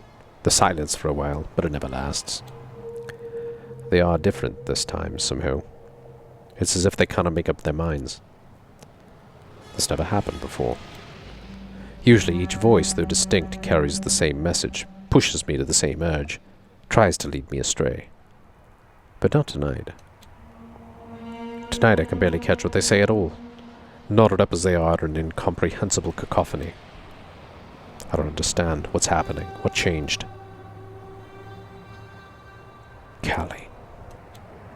Yes, Callie. I hold mid-step, looking absently at the dim, colourful lights of the city. I guess we at least deserve a goodbyes, don't we? I should find her. If I only knew where she would have gone. Her motorhome, Finn.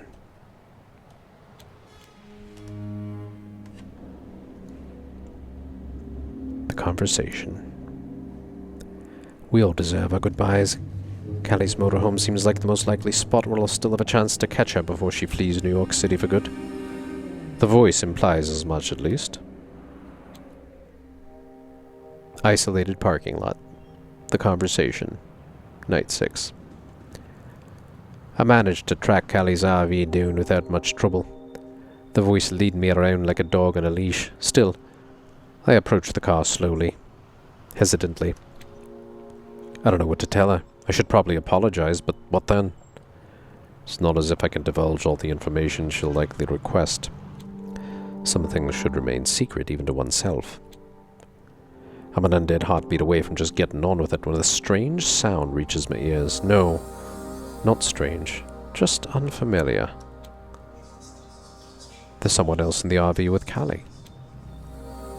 I should probably go. She doesn't owe me a goodbye, nor is she obliged to listen to my explanations. And eavesdropping is just so indecorous. However, I drop on my knees and silently creep closer. Lay the groundwork. We might need to improvise. That's where you come in. The tone of voice, deceptively light, manipulative, vile. I need someone sharp. Someone with a knack for thinking on the fly. Someone who... Could it be? That's us, Callie. We'll dance around Reacher's thugs and snatch that vial right from under their noses. A flood of thoughts rushes through my brain so fast that I feel myself getting dizzy. What's going on? Why would Cassell appear now? Was he waiting for the attack? Was he involved? So what do you say? Did Callie know all along? No, that's preposterous. I saw how genuinely heartbroken she was by our discoveries. And yet...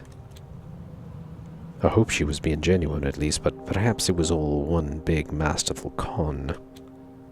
Doesn't seem that way. She's not answering Raynard. What does he want from her again? To join his heist? Cassell laid the groundwork for something to track Reacher's thugs? Yes, to get the vial, whatever that is. I remember Reacher saying Cassell's been working on some delicate matters for her. It seems those matters matter not to him. Cassell plans to dupe her. Oh, the irony. All he needs is Callie to play her part. Think about it, Callie. It's not just about doing the job, it's about proving we're the shit. Fulfilling our true destiny. What an absolute asshole, but Callie keeps silent. Don't be stupid, think about it. You know he's a crook, Callie. Listen to reason. So you in? What do you think, asshole? Never a straight answer with her, is it? But Cassell seems to be satisfied. I hear him get up and leave.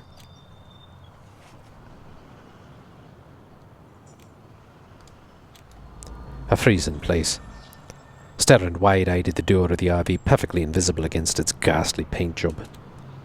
Cassell exits a few minutes later, followed by a huge Doberman that sticks to his legs like glue. As they both disappear into the night, I can't help wondering if Cassell treats all his minions well, or if their blind devotion is simply the result of grooming. My thoughts are soon interrupted by Callie driving away in the RV.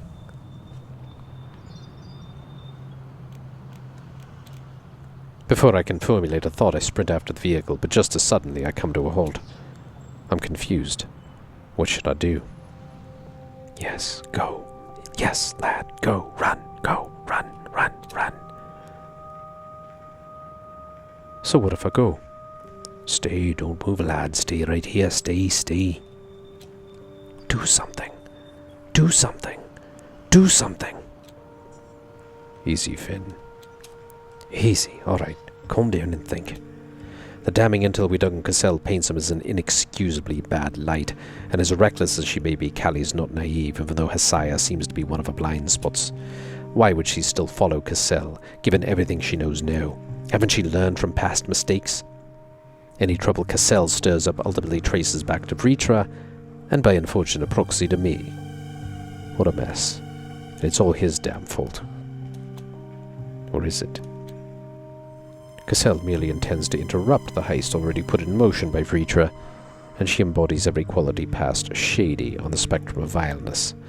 Can I really say she's any better than Cassell? I nearly slapped the side of my head. What a silly question.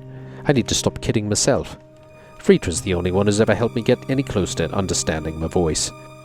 Even if she keeps withholding the information she owes me, she will. She definitely will. Last time I spoke with her, she seemed adamant that the delicate matters handled by Cassell were crucial to her reaching some higher state of being and in turn giving me the knowledge I seek. Everything comes down to that vial. Well, if making sure Vritra gets the vial means an end to my eternal torment, I sure as hell am willing to pay the price. No matter what it is. No matter what it is. I straighten up and start walking toward the river. Vritra needs to know about this, and I'll be the one to tell her. Vile as she is, she appreciates loyalty above all else. I just hope Callie heeds reason and steers clear of Asia's path to self-destruction.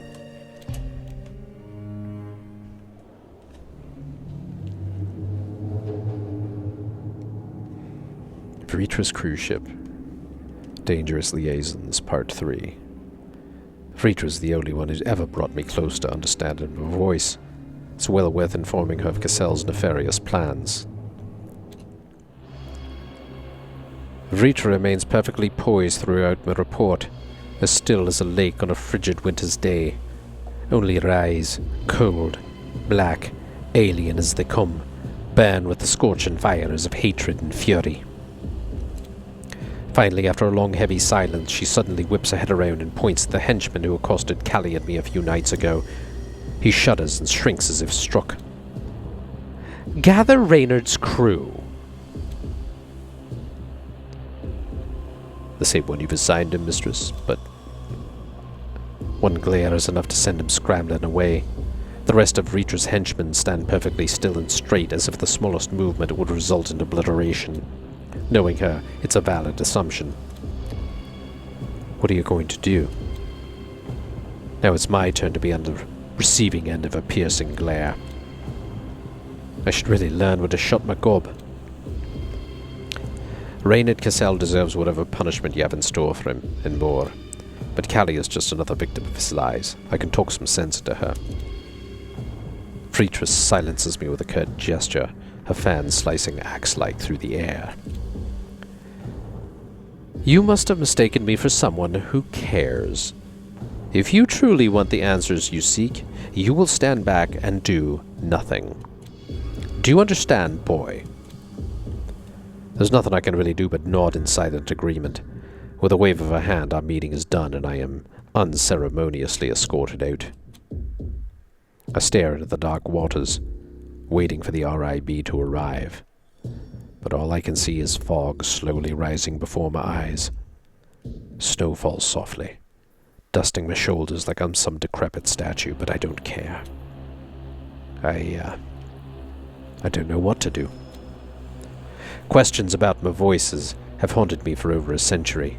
Decades upon decades of desperately searching, first for a way to silence the cacophony in my head, then to understand why that one voice refuses to yield.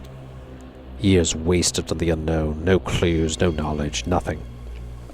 And now when I'm so close to finally unraveling it, when all the answers are within my grasp, do I give up on all of it just so Callie gets a warning? What do I gain, aside from a full sense of decency to assuage the gnawing guilt? Tell her. No, lie. Forget about her. I can't be bothered to reach for my ring. We are more important to that whelp, that runt, that girl. No, we need to help her. The voice is suspiciously silent. Whispers rattle around my head until I can't distinguish my thoughts from the voices, skittering around like rats in the cage.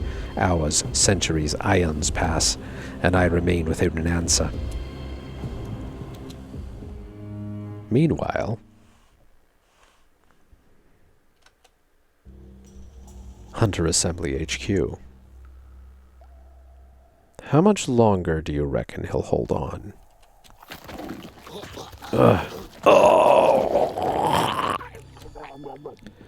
His descent down the flagpole was rather swift. Just a few more inches and it'll run through completely. Pity. I thought he'd last longer. It seems Aaron Fletcher doesn't live up to his reputation. Speak your mind, Harvey. I'm merely trying to ensure that you're well, Sheriff. Your efforts here have been nothing short of exemplary. A masterful display of leadership. We dispatched those hunters with remarkable efficiency. Just look at the mound of their fallen. It's taller than both of us put together. All achieved no less without the Anarch's help. Speaking of which, did our mediator even bother trying to justify their absence? No, he didn't. Oh. Well, that certainly puts a dramatic stake in our truce, wouldn't you say? Arturo, my patience wears thin of late, even more so for sycophants. Speak plainly or get out of my sight. See, this is precisely my point. And what might that be? Oh, I think you know. With Payne out of the picture and Panhard's influence virtually non-existent, there's no kindred strong enough to challenge you now. Wouldn't you agree? Prince Kadir al-Assami.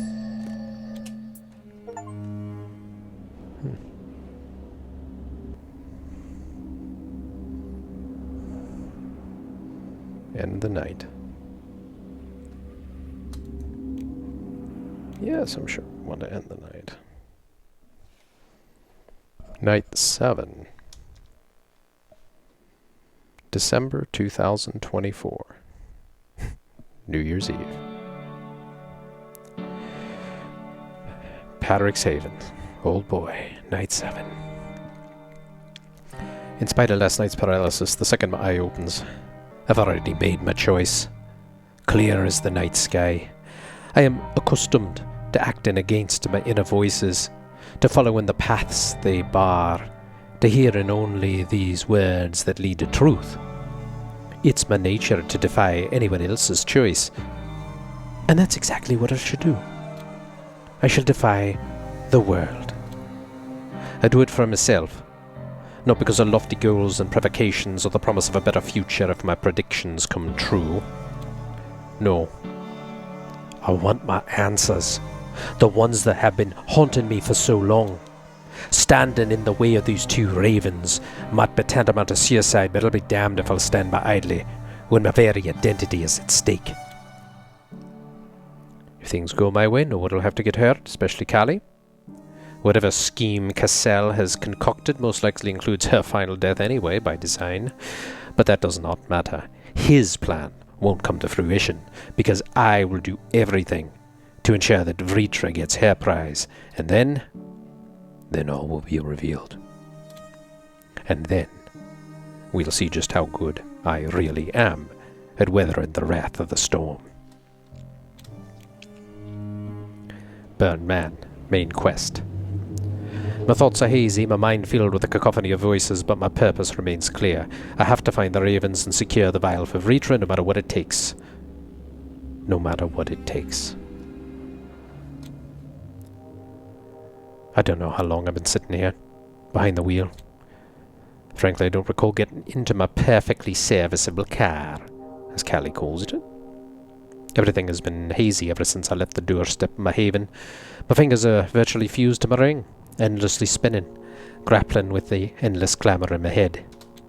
It feels as though hours have passed with me staring blankly through the windscreen, my car shifting gears on its own, my hands gripping the steering wheel with none of my attention.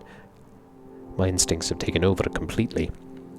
This detachment is so unlike my usual self, it almost makes me dizzy, or mayhaps what I'm feeling is excitement.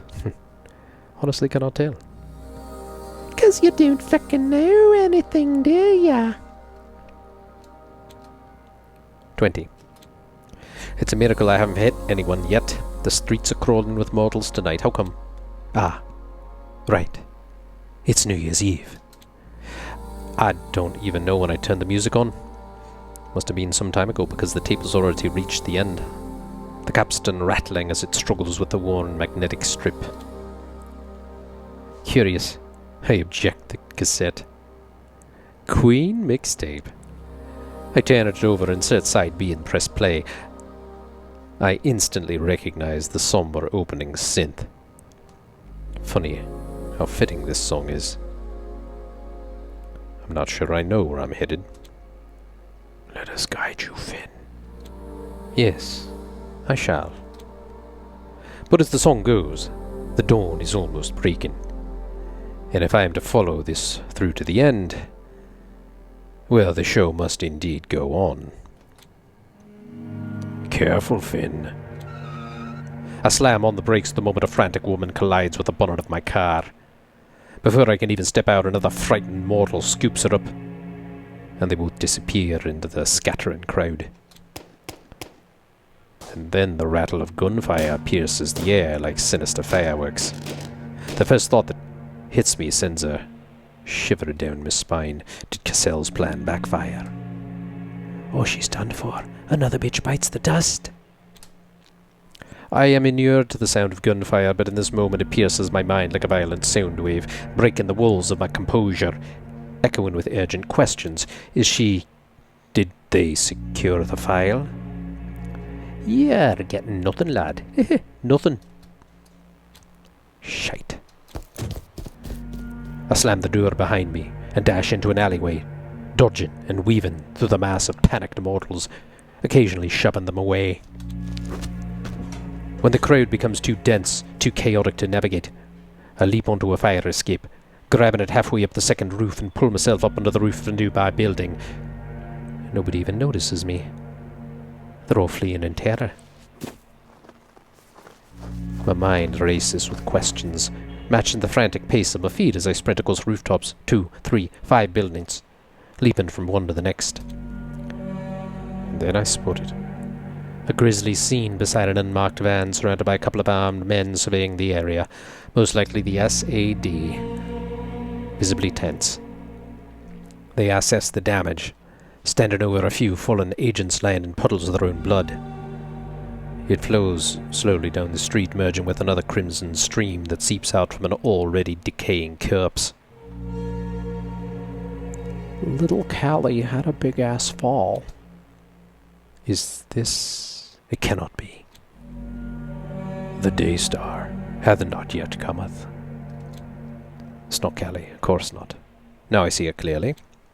She must have fled, perhaps following her cursed sire, this plague upon the world. It probably has the vial in his diabolical hands. My ring stops spinning just as another car screeches to a halt. 3 more sad squad members jump out, guns at the ready. And judging by the chatter of their radios, there's more en route. Just as I duck behind the parapet, my eye catches a faint reddish glint down below.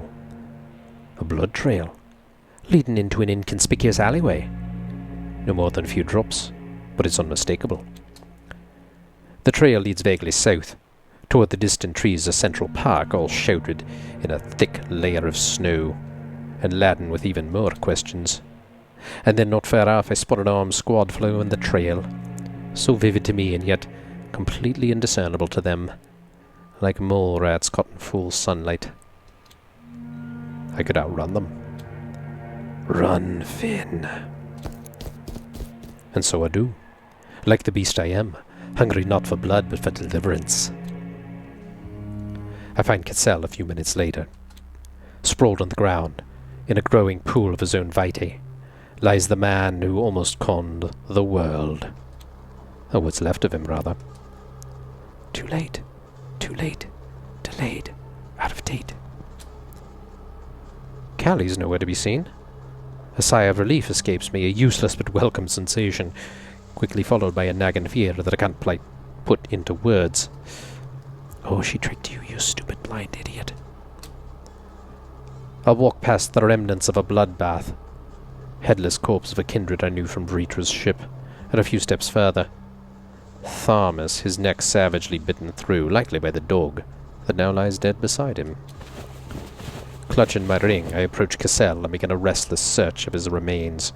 I rummage through every pocket, every fold, every lining of his coat, every conceivable place where he could have hidden the vial. He must have it. He must, because she wouldn't.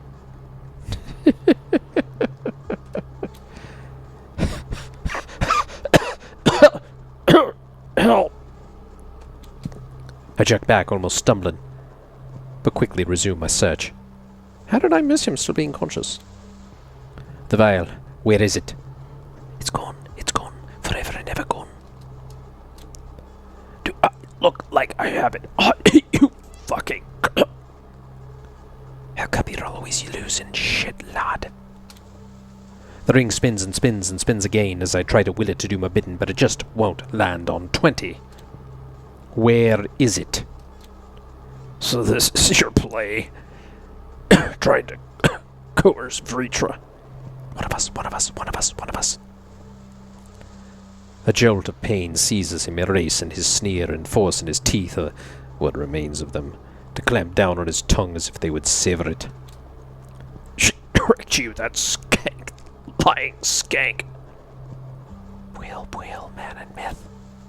Callie has it. She took what's mine. You're lying. You're lying, I'm lying, he's lying, she's lying, everybody's lying. He lets out a gurgling, wheezing laugh like a defeated balloon, barely managing to keep his eyes on me, and I just stand there unable to think. Am I? The asking is yours. Where is she? But the answer is not his.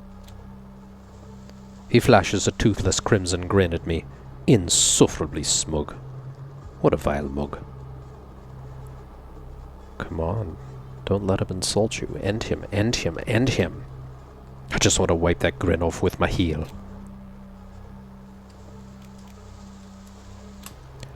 Just tell me where I can find her. No way, you fucking jester. I'd much rather watch you scramble for... His voice falters, choking back insults, leaving me with more questions than answers. Where did she go? Making a fool of ourselves, are we? She hates you. She remembers your every word. I just need a moment with her to explain things. She'll see reason. I know I can reach her if only there was a way. Roll 16. Bollocks! She can't be far. Skulking in the shadows, staying low, escaping. He'll never find her, fucko. Never. If only this clamour in my head ceased for just one fucking minute. I could sense her, feel her presence.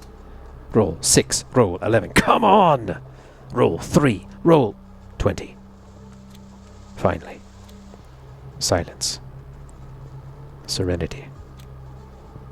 Where is she? I strain my mind, extending my consciousness beyond the confines of my physical form, expanding it till it fills my surroundings. Nothing. Nothing. She's not here. She must have... There. Heading south. Right at the edge of my awareness. Moving fast. If only I could catch... The excruciating pain in my shoulder suddenly breaks the communion with my mind. Camera wrong, I glance at my chest. A gunshot wound, clean through, with the edges searing with pain and burns. The cacophony in my mind escalates into a constant, drowning, maddening, cripplingly pandemonium. Try as I might, coherent thoughts impossible. Another shot grazes my arm, the bullet passing by with a flaming tail that briefly illuminates the scene, leaving a searing mark on my coat. I don't stay to give him a third chance. I am Legion. I am none. I strain every fibre of my being to suppress the tormenting pain in my arm and hide the liminal spaces between the edges of the bullets, reflected by them 1,000-fold but unseen by the shooters. Hunched over like a wounded panther, I dash away, the shadows like wings sprouting from my back. The further from this madness, the better. Fatigue gets the better of me just as I'm leaving through the Artisan's Gate, right where I sensed Callie. But she is not here. The droning noise intensifies by the minute, making a jumble of my already frantic thoughts, and I desperately need to think clearly.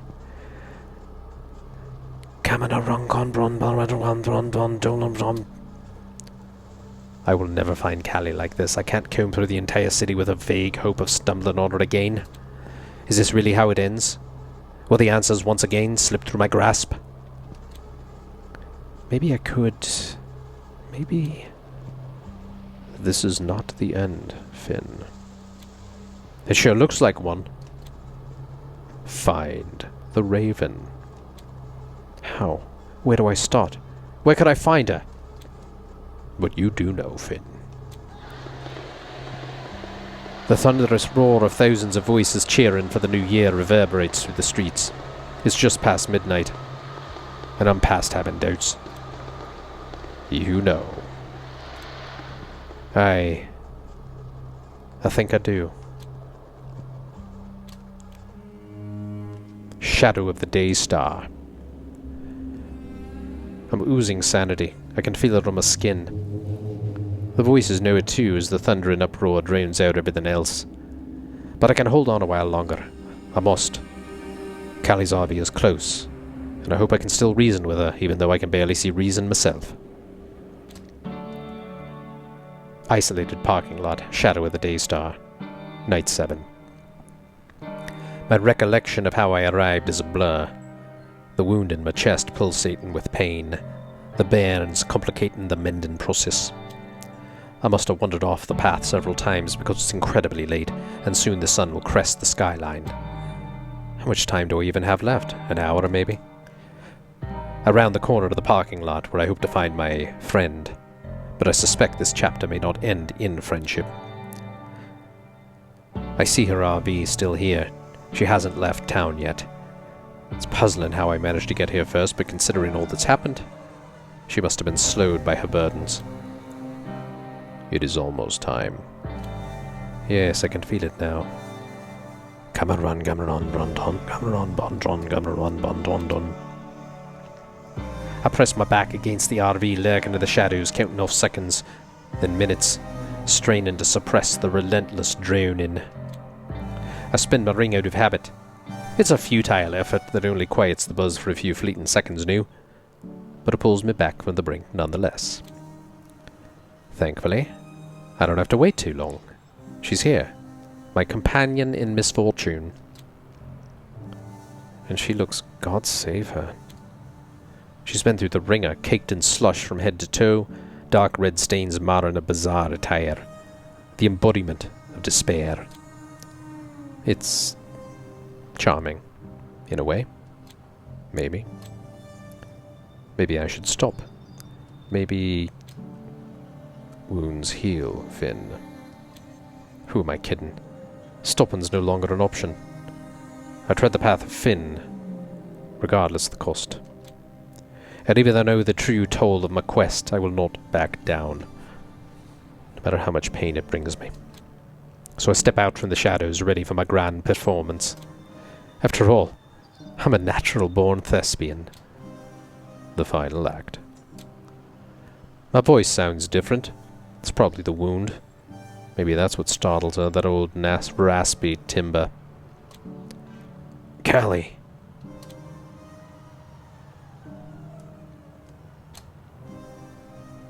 Fucking hell, Padraic, don't sneak up on me like that. If you're here just to... All I can do to mask the stinging pain is to put on my usual blank stare. I realize what it must look like, but I've got no other choice. She stops on her tracks. I've come to know her well enough to recognize her posture. She's ready to pounce or flee. Hasn't decided which one yet. She just stares at me with those big sable eyes, depthless, full of grief and empathy. What's wrong? Are you hurt? I'm fine. It seems the SAD has started hiring amateurs, or they're just slipping up, as I'm sure you are well aware. It feels wrong to exploit that side of her, the side she typically shields with her odd sense of humor. Makes me feel like I'm mocking her. I'm sorry about Raynor. I get that he was a flawed man who caused you more than enough suffering, but well, grief is rarely just black and white, is it? And while I've never known my own sire, I can sympathize. I'm sorry for your loss. How do you... You've been spying on me? I shrug with a shoulder, the picture of nonchalance. No one thinks this is what I do. Knowledge is power, right? And on the topic of knowledge... I take a step toward her, but she instinctively steps back and tenses up. But I can't back down. Why did you hand over the vial? Her expression shifts entirely. Empathy given way to anger as she finally pieces my intentions together. But the show must go on. All this time, you lying sack of shit. I'm not your enemy, Callie. I just need the vial. Hand it over. Please. No, absolutely not. I pinched the bridge of my nose, genuinely tired this time. The bloody droning is driving me mad. Don't make this harder than it has to be. I'm asking nicely for now. And I'm refusing nicely. Fuck off. I'm not giving you anything. She hisses at me, back hunched, fangs bared. But there's curiosity in her eyes, a desire to understand. Why? Why the hell are you doing this? To kiss the sheriff's ass? To put me in my place? Tell me. I can at least offer her that. I told you. It's knowledge I'm after. Be more specific. I'm just a blind tool, remember? Callie. If only the droning would cease for one fucking minute.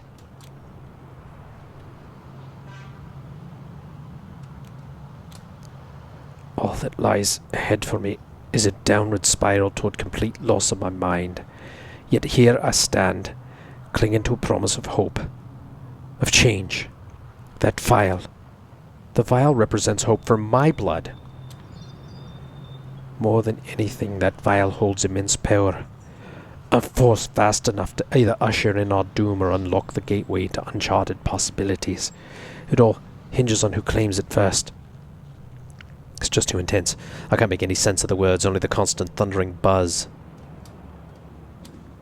Vritra is certain the blood will expand her mind. She assures me it would grant her unique insight into the nature of our kind and in turn the nature of my voice. She just stares at me, mouth agape.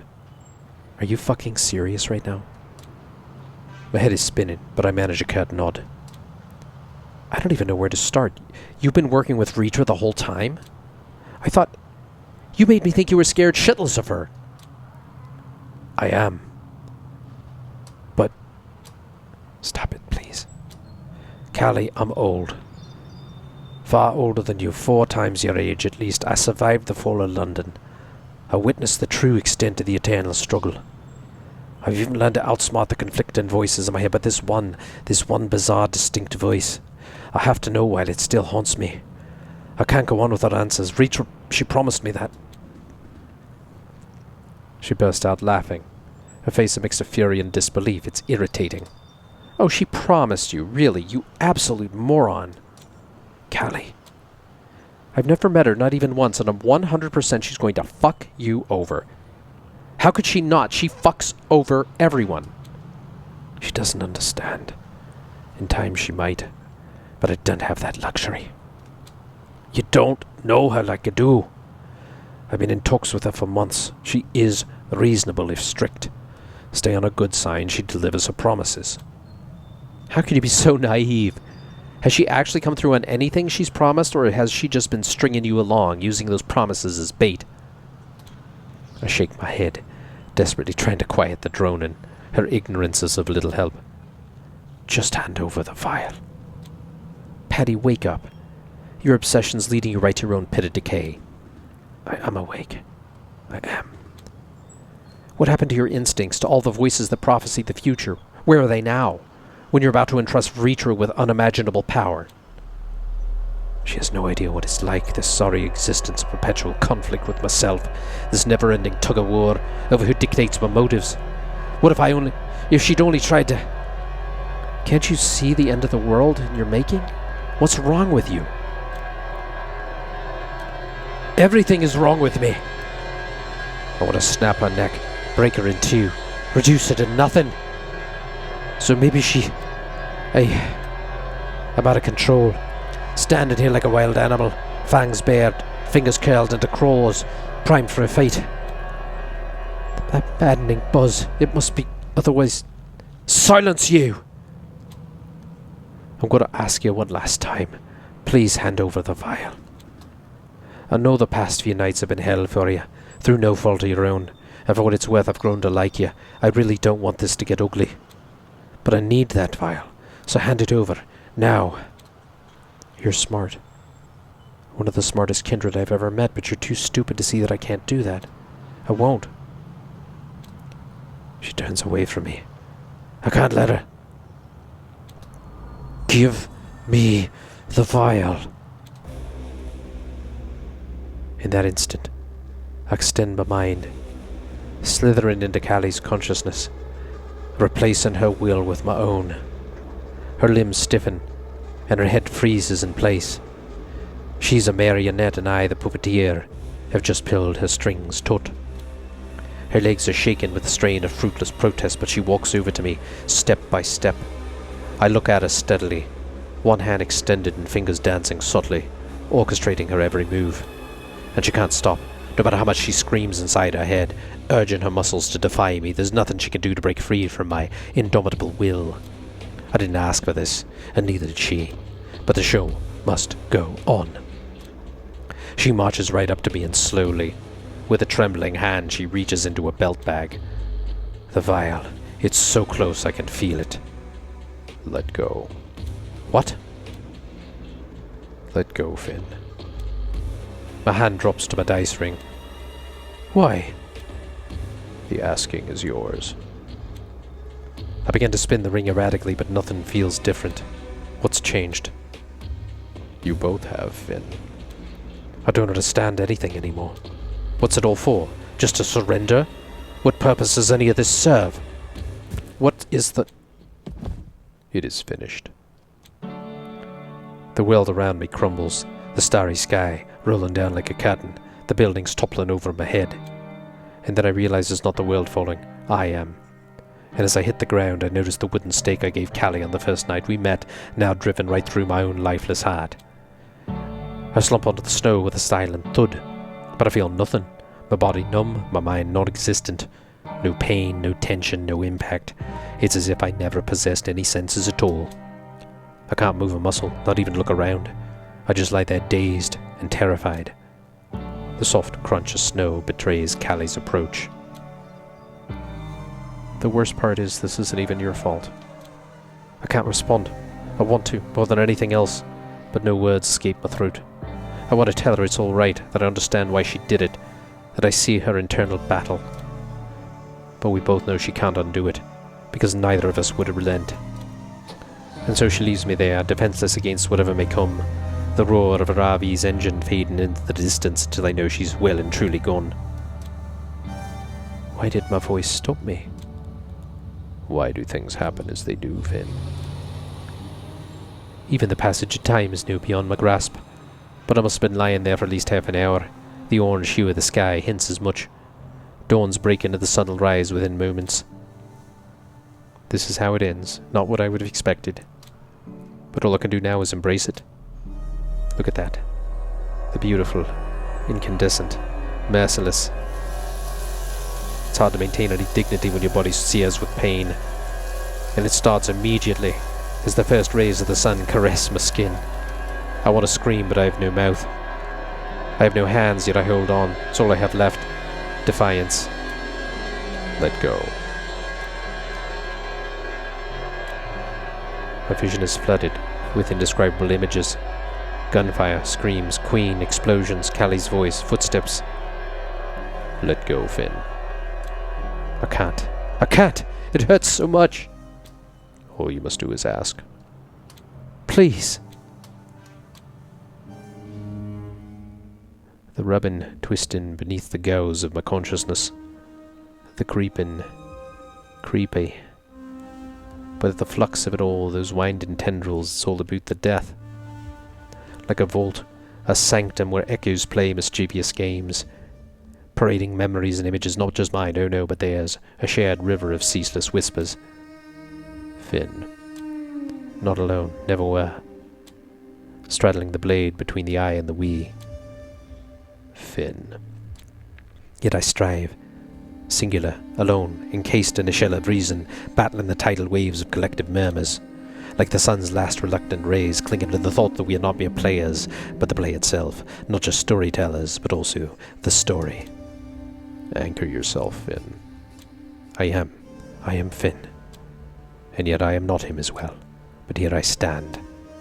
Now I can feel it, the quiet whisper of 1,000 voices pulling at me, tearing me apart, breaking me down to pieces. Yet somehow I always reassemble. I see nothing, yet I sense everything. The intricate web, the lattice of interwoven truths, lies, madness, utter insanity. But at this moment I'm calm. It's peaceful here. The droning has ceased, replaced by a soft, distant murmur. Where am I?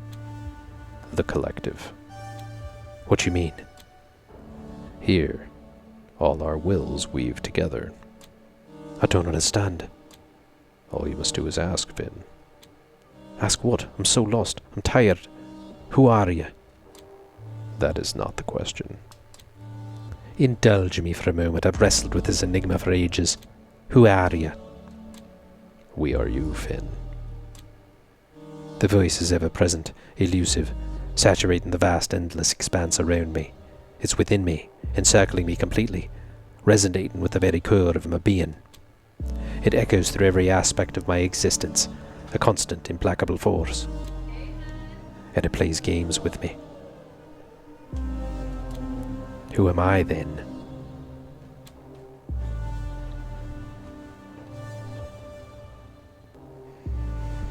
You are the seed from which we grow anew. I tire of these games. Speak plainly. Words are frail. Words are all I have left. You must want beyond want if you are to understand. You must dream, covet, crave, lust. You must hunger. You must set aside your ego and give yourself to the oneness. And the asking is yours. For so long I've craved, dreamt of this moment. Now that it's here, I find myself at a loss. I want to know. It's the one thing I've wanted for decades. I decided long ago that no matter what the cost I would pay it, but I'm incensed. It's the same cycle over and over again, the promise of an answer, only to be pacified with another promise, an endless loop of deception, one I do not care for anymore. But most of all, I am just so tired, so exhausted. I'm yours to take. Make me understand, please. It doesn't matter. I finally realize what it was that was missing all those decades. It doesn't matter. My mind begins to crumble, bit by bit, memory by memory. Each precious fragment of my existence, every conversation, every stolen glance, every lie, every truth, flashes vividly before my eyes, a relentless, swirling tempest of images and sensations. The memories gleam with the intense clarity of a star burning too brightly in the night sky before they dissolve into the abyss. I am an observer, dispassionate and distant, watching the very essence of who I was evaporate. And in this eerie void where my emotion should roar, something new arises. Something is not me. Because I was never here. I never was.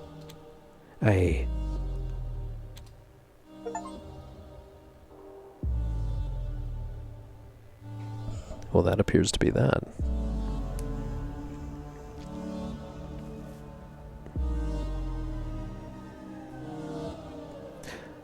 What an interesting outcome to it. I think, well, we knew Padraic was going to die, after all.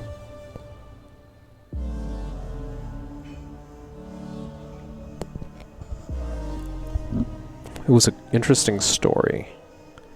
I don't think I'll watch it.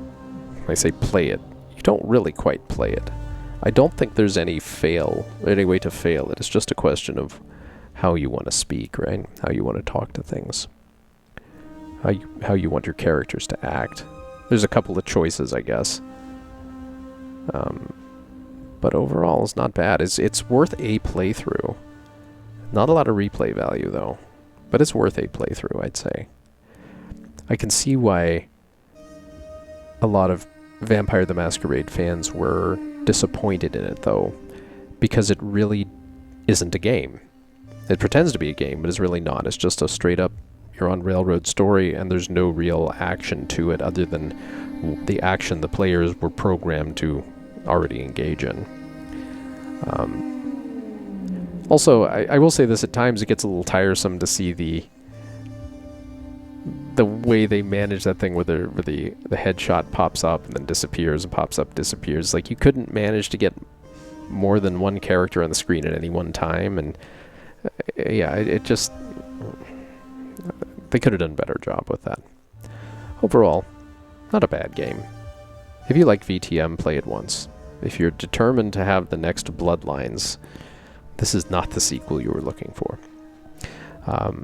Interesting to see the perspective from Padraic. I wish he'd had more to do. It just seemed like a lot of repeats of the same stuff, just from a slightly different perspective. And I wish there'd been more to the Ritra storyline. I would say 3 out of 5. And I think that's it.